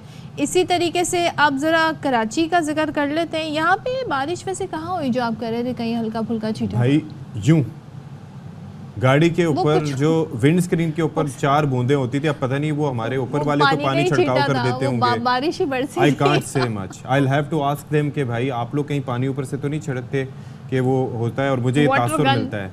तो अब ये सरदार सरफराज साहब जाहिर है कि इससे मुतालिक रोशनी डालते रहते हैं। इससे पहले कि सरदार मजीद इस पे बात करें, मैं ये देख रही थी आई गेस कोरिया की वो फुटेज थी और वहाँ पे जी 30 सेंटीग्रेड दर्जा हरारत था। हाँ। और उसमें उन्होंने जगह जगह खासतौर पर जो बस स्टैंड थे वहाँ पे उन्होंने स्प्रे ऊपर लगाए हुए थे, लोगों पे पानी का छिड़काव किया जा रहा है। अच्छा। आप अंदाज़ा लगाएं, हमारे यहाँ 40 को पारा छू गया, 46 पे पहुँच गया, 50 पे पहुँच गया और वहाँ पे लोगों को इस तरह की सहूलत मिल रही है। अच्छा, वैसे बारिश का इम्कान तो नहीं है Saif Abdul Jabbar, partly cloudy conditions जो हैं वो एक्सपेक्टेड अराउंड 12 ये भी गनीमत है। 33 डिग्री सेंटीग्रेड, अच्छा मुंह से सेंटीग्रेड भी नहीं निकल रहा क्योंकि हम चाह रहे थे कि थोड़ा 29, 28, 27 तक आए, कोई बरसात हो, कुछ हो, लेकिन बहरहाल ऐसा नहीं है। कराची की हद तक ये बात करूँ, मुल्क में तो ऐसा है कि काफ़ी जगह जिस तरीके से हम आपको स्क्रीन पर भी दिखा रहे हैं, मरी गलियात कश्मीर में लैंडस्लाइडिंग भी हो सकती है। पंजाब, खैबर पख्तूनख्वा, बलूचिस्तान और आज़ाद कश्मीर में बारिश हो रही है। जो ट्रैवलर्स हैं, जो सयाह हैं, वो बहुत ज़्यादा मोहतात रहें इस एतबार से क्योंकि इस वक्त रेट्स भी काफ़ी हाई होंगे, काफ़ी उनको लूटा भी जाएगा। जो ये ख़ास तौर पर ये जो रेट्स बढ़ा देते हैं ना पीक सीजन में, सैयाह देखते ही पैसा बढ़ा देते हैं फ़ौरन, और वहाँ पर सर्विस चार्जेस और पता नहीं कौन कौन से चार्जेस के नाम पे बड़ा कुछ होता है, तो ये बड़ा एहतियात है। अच्छा, तो दूसरी एहतियात ये है कि जब आप ऐसे इलाकों में जाते हैं तो वहाँ पर ग्लेशियर पिघलने का सिलसिला भी जारी रहता है। तो हम आपको स्कर्दू का बता दें कि वहाँ पर ग्लेशियर पिघलने से जो नाला है वो भिपर गया है, बरगी नाला, और दर्जनों मकानात भी मनहदम हो गए हैं। अब ऐसे में क्या होता है, जो फसलें हैं वो भी तबाह हो जाती हैं, सैलाबी सूरत हाल होती है, काफ़ी ज़्यादा जो लोकल्स हैं वो डिस्प्लेस्ड हो जाते हैं, ये मुश्किलात होती है। तो अब ज़िला इंतज़ामिया जी ये बता रही है, जो कि अच्छी खबर है, कि किसी जानी नुकसान की कोई इत्तला नहीं। केपी में भी ग्लेशियर पिघलने का वाक़या पेश आने का खदशा ज़ाहिर किया जा रहा है। असल में ग्लेशियर बेसिकली पिघलना एक अलग चीज़ है, फटना एक अलग चीज़ है, और उसमें यह है कि अगर ये इस तरीके से वक्त से पहले और ग्लोबल वार्मिंग और ये जो अगर इसके इम्पैक्ट की वजह से अगर ग्लेशियर फट जाता है तो फिर काफ़ी इलाके उससे ज़ेरे आब आ सकते हैं, क्योंकि एक साथ ही ज़्यादा पानी के रिले आ सकते हैं। तो अल्लाह ताला इस मामले में रहम फरमाए ताकि चीज़ें जो हैं वो बच हो सकें। चलिए, मैं आपको एक ज़बरदस्त सी जगह बताती हूँ, और इस जगह को स्नो सिटी भी कहा जाता है। क्या बात है? और ये कहाँ पर है ये हम आपको बता देते हैं। जन्नत नज़ीर वादी वहाँ पर मौजूद है और पूरी बर्फ़ से ढकी हुई है। सोचें, पूरे मुल्क में गर्मी है और एक वादी ऐसी है जो बर्फ़ से ढकी हुई है। तो नाम क्या है इस वादी का? नाम बताएंगे हम, ये सस्पेंस रखेंगे क्योंकि शहजाद आलम इसका नाम बताएंगे।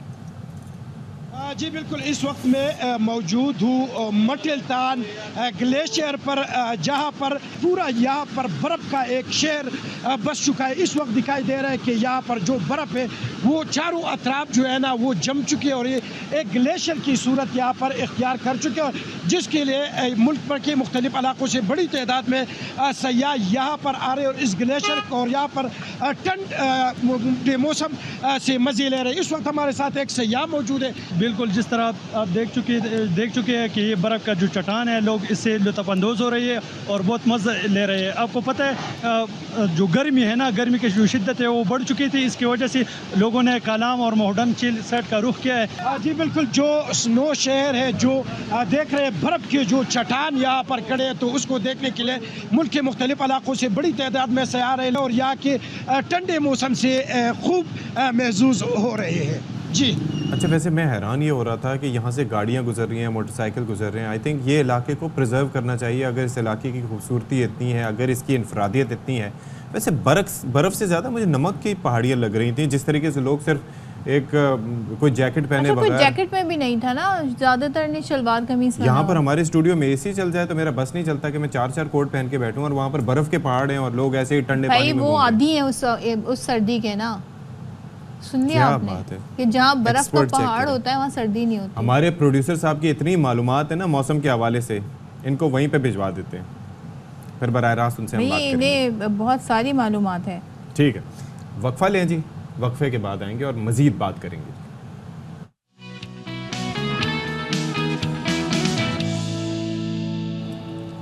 Welcome back once again. और जैसे जैसे हम सेगमेंट्स की तरफ आगे बढ़ रहे हैं ऐसे ऐसे में अपडेट्स भी आ रही हैं कुछ, तो वो भी आपके साथ शेयर कर लेते हैं। शाह महमूद कुरैशी को अडियाला जेल से लाहौर मुंतकिल कर दिया गया है और जेल ज़राए बता रहे हैं कि शाह महमूद को लाहौर की इंसदादे दहशतगर्दी की अदालत में पेश कर किया जाएगा। बाबर मलिक मज़ीद तफसीलात दे रहे हैं इससे मुतालिक, बताइएगा जी। कि शाह महमूद कुरैशी के खिलाफ लाहौर के 8 थानों में 9 मई के मुकदमा दर्ज हैं। पहले लाहौर पुलिस की जानिब से जो ज्वाइंट इन्वेस्टिगेशन टीम थी उन्होंने तहकीकात मुकम्मल करके शाह महमूद कुरैशी को इसमें मुलविस करार दिया था। आज पहली समाअत है शाह महमूद कुरैशी के मुलजिम करार दिए जाने के बाद आज शाह महमूद कुरैशी को अडियाला जेल से लाहौर मुंतकिल किया गया, जहाँ पेटकोट लखपत जेल में इंसदाद दहशतगर्दी की अदालत में शाह महमूद कुरैशी के खिलाफ आज पहली समाअत कर रही है। उनके वकील जो हैं उनके साथ हमरा होंगे। उनके वकील का कहना है, बैरिस्टर तैमूर मलिक ने इस बात की तस्दीक की है, कंफर्म किया कि ये उनके खिलाफ दर्ज मुकदमात में कोट लखपत जेल में पहली समाअत हो। जी बहुत शुक्रिया बाबर मलिक।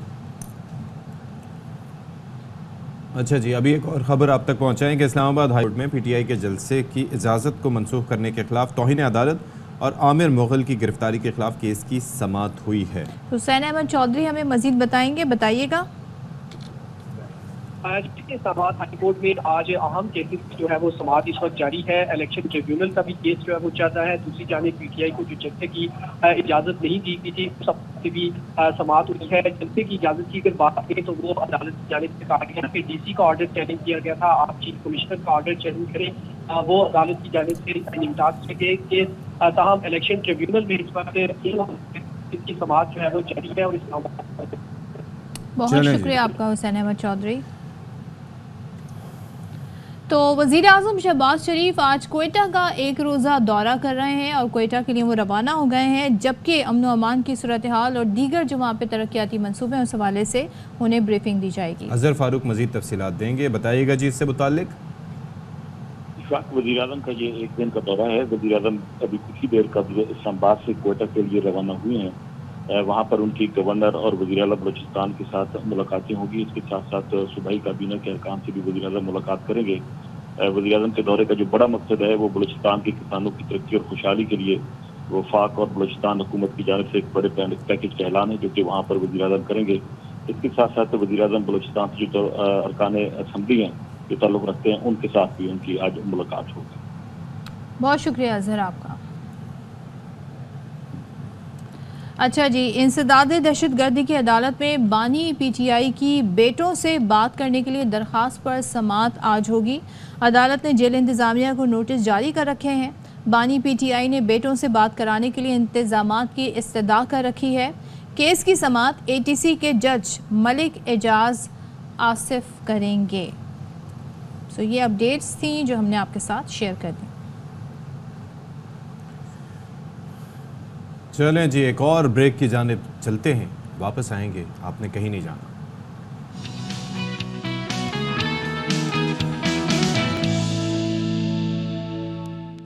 चलें जी, वो कहते हैं ना कि करो मेहरबानी तो महले ज़मीं पे, खुदा मेहरबान होगा अर्शे बरी पे। बारे दुनिया में रहो गमज़दा या शाद रहो, ऐसा कुछ करके चलो यहाँ के बहुत याद रहो। क्या बात है। तो ये जब मैं अशार पढ़ रहा हूँ तो मेरे जहन में सिर्फ एक शख्सियत का नाम आता है, अब्दुल सत्तार ईधी, इंसानी खिदमत की आला मिसाल। और आप सोचिए कि जब से वो पाकिस्तान आए यानी कि 1947 में पाकिस्तान आने के बाद से उन्होंने अपनी पूरी ज़िंदगी वक्फ कर दी, इंसानियत की खिदमत के लिए वक्फ कर दी। और कहते हैं ना छोटी सी उम्र में वालदा की तीमारदारी से उन्हें कहते हैं ना एक इंसानी खिदमत का उनके अंदर जज्बा पैदा हुआ। 1991 में उन्होंने एक डिस्पेंसरी से काम का आगाज़ किया और उसके बाद ही उन्होंने फलाही कहते हैं ना काम शुरू किए। और जब उन्होंने ईदी फाउंडेशन की बुनियाद डाली उसके बाद से लेकर अब तक कितने ही केसेस हैं, चाहे वो बच्चे हों, स्ट्रीट चिल्ड्रन हो, ख़वातीन हो जिनका कोई कहते हैं ना कोई उनके पास आसरा ना हो, उन सब को उन्होंने पनाह दी। और जिस तरीके से हम अक्सर व बेशतर जाते थे मुख्तलिफ ईदी सेंटर्स में, हमने वहाँ जाकर बाकायदा तौर पर देखा, रिपोर्टिंग की वहाँ से, तो एदी साहब और उनकी अहलिया जिस तरीके से उन्होंने खिदमत की है, यहाँ पर मौजूद लोगों की खाने खिलाए हैं, मेहनत की है।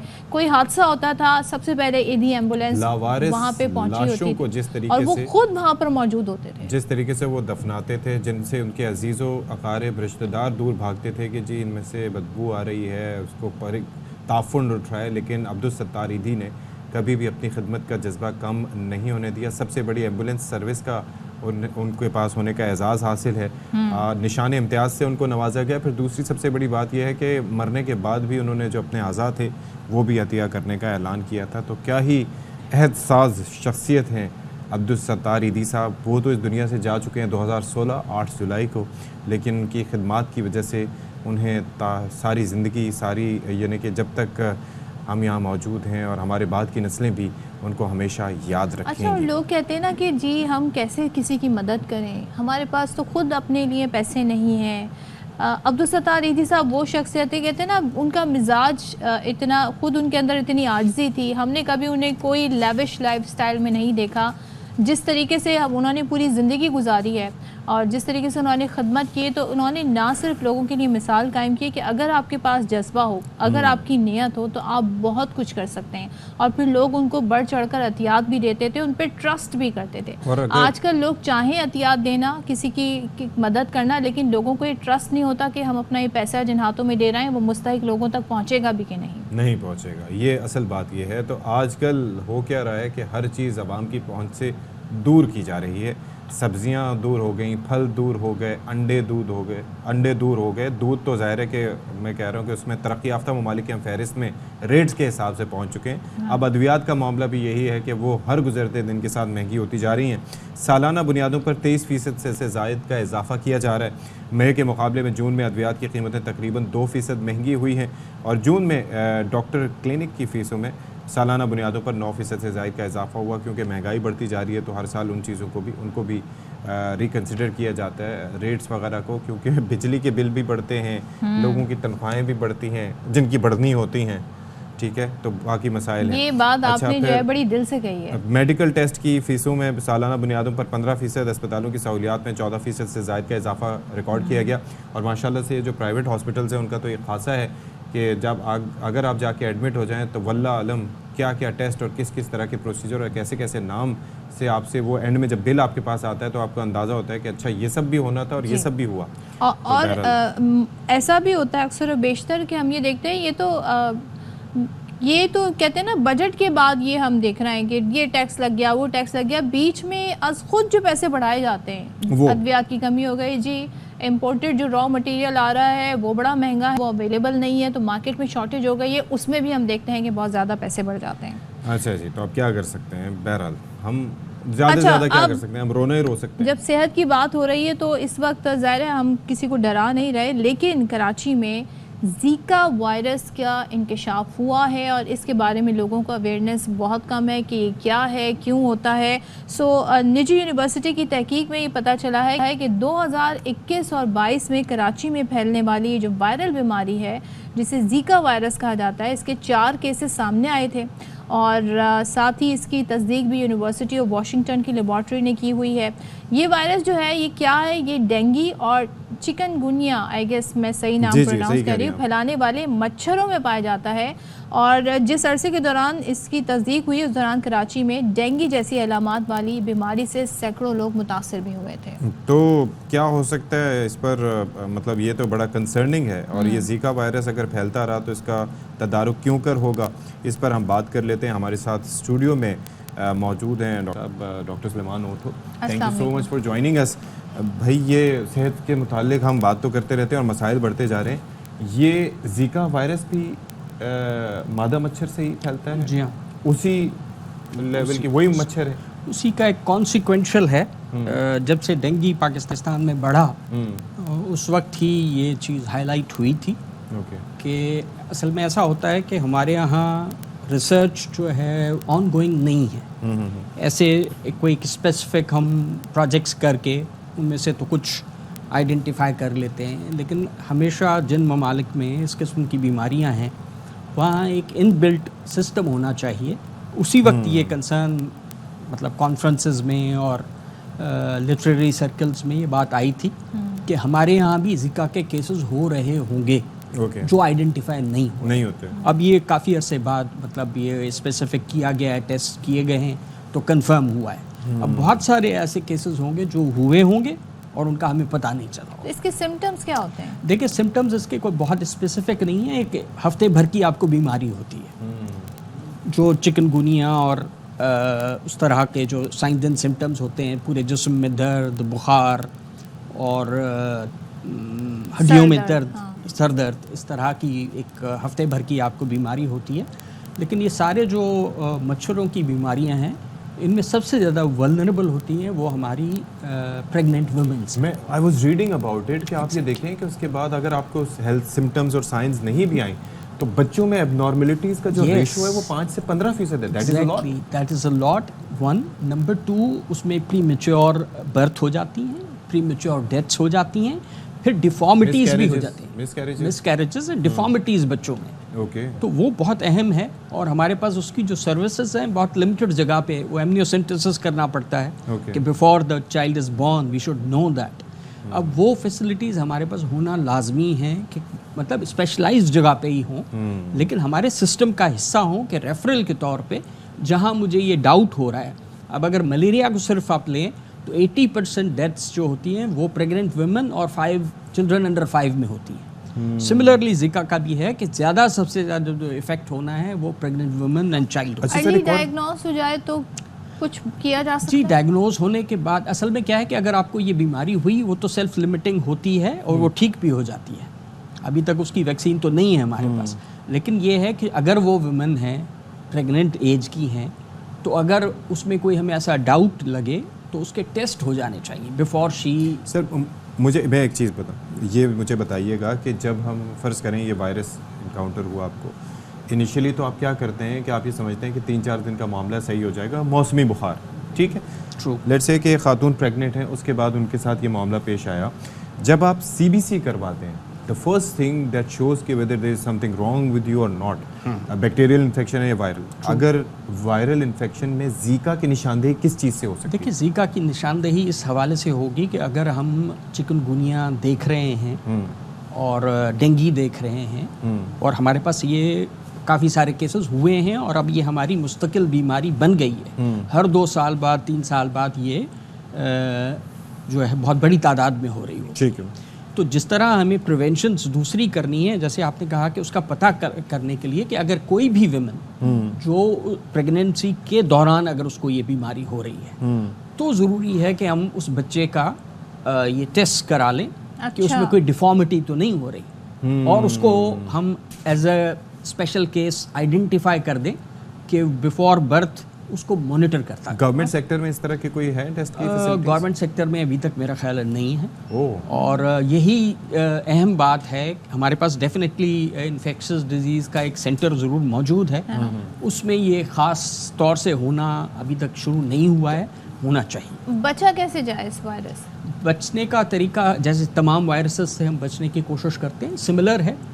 अगर आप इससे बचने की कोशिश कर रहे होंगे, मच्छर से बच रहे होंगे, मादा मच्छर से बचें, मादा मच्छर, फीमेल मच्छर से, तो एडिस इजिप्टी और इस तरह से जो दिन का मच्छर होता है वो जो है उससे अगर हम बचने की कोशिश करते रहें तो हमें ये बीमारी ही ना हो, और बीमारी नहीं होगी तो फिर उसके कॉन्सिक्वेंशियल जो है जैसे ज़िका का इशू है, ठीक है, वो हमारा कंट्रोल हो जाए। ठीक है। तो वाइट लाइट में भी ये दिन वाला मच्छर भी शायद एक्टिव हो जाता है। यस, हाँ, तो ये भी ख्याल करें। ये सारी चीज़ों का ख्याल रखें। Thank you so much doctor Suleman Urdu साहब हमारे साथ थे और हमने कोशिश की जी कि आपको इस हवाले से इंफॉर्मेशन हम दे सकें। तो अब क्या खबर है हमारे पास? अब खबर ये है जो सुन के आप हैरान हो जाएंगे, काम की ज़्यादती इंसानों को ही तकलीफ नहीं दे रही है बल्कि रोबोट ने मुबैना तौर पर ख़ुदकुशी कर ली है। और ऐसा कहाँ हुआ है? ज़ाहिर है किसी एडवांस कंट्री में ही हुआ होगा जहाँ रोबोट काम कर रहे हैं। जनूबी कोरिया में काम की ज़्यादती से तंग आकर रोबोट ने ख़ुदकुशी कर ली और जो टेलीविज़न है वहाँ का, उन्होंने रिपोर्ट किया कि इंतज़ामी ऑफिसर के तौर पर रोबोट काम कर रहा था। अब इसकी जब खिदमात हासिल की गई तो इसके ज़िम्मे बहुत सारा बर्डन काम का आ गया। दस्तावेज़ात की डिलीवरी थी, लोगों की मदद करना था। अब रोबोट ने 29 जून को ख़ुदकुशी कर ली, सीढ़ियों से गिर गया। अब लोग कह रहे हैं इसने खुद को गिरा लिया जिससे इसके 2 टुकड़े हो गए और जनूबी कोरिया में लोग इसे पहले रोबोट की खुदकुशी करार दे रहे हैं। हम जो फुटेजेस चला रहे हैं ये वो दूसरे तर्ज के रिपोर्ट है। आपने ये नहीं समझना कि इसने खुदकुशी की है, वो अलग रिपोर्ट था जिसने खुदकुशी की थी। ये देखें जी, ये बेचारा यहाँ पर पड़ा हुआ है, 2 टुकड़े हो गए। और ये काम की ज्यादती कहते हैं ना, जो वैसे ये भी एक फिनोमेना है, जो अच्छा काम करता है उस पे ज्यादा काम मुसल्लत कर मुझे दिया कुछ और लग रहा है। मुझे ये लग रहा है कि जो इंसान था जिसने कहा कि ये हमारी जगह ले सकता है, तो उसने भी मुमकिन तौर पर हो सकता है धक्का दे दिया। इसकी सीसीटीवी फुटेज निकलवाएं भाई, सीसीटीवी निकलवाएं, हमें शक है इस पे। हाँ, तो वैसे जो मैं बात कह रही थी कि जो काम ज़्यादा करता है उसको रिवॉर्ड मिलता है, लेकिन कुछ ऐसे फिनोमेना होता है जो काम ज़्यादा करता है उस पर ज़्यादा काम मुसल्लत कर दिया जाता है। तो ऐसा इस रिपोर्ट के साथ रिलेटेबल है ना ये चीज़, रिलेटेबल है। तो बहरहाल जुल्म के जो ज़ाब्ते हैं वो तो चलते रहेंगे, लेकिन इंशाल्लाह कश्मीरियों की जिद्दोजहद जारी और रहेगी। हम भी हर प्लेटफॉर्म से आवाज़ उठाते रहेंगे। सो अपना बहुत सारा ख्याल रखिएगा, और बारिश हो जाए तो भी ख्याल रखिएगा, ना हो तो भी गर्मी से बचिएगा। तो शाद रहिए, आबाद रहिए, अल्लाह हाफ़िज़। अल्लाह हाफ़िज़।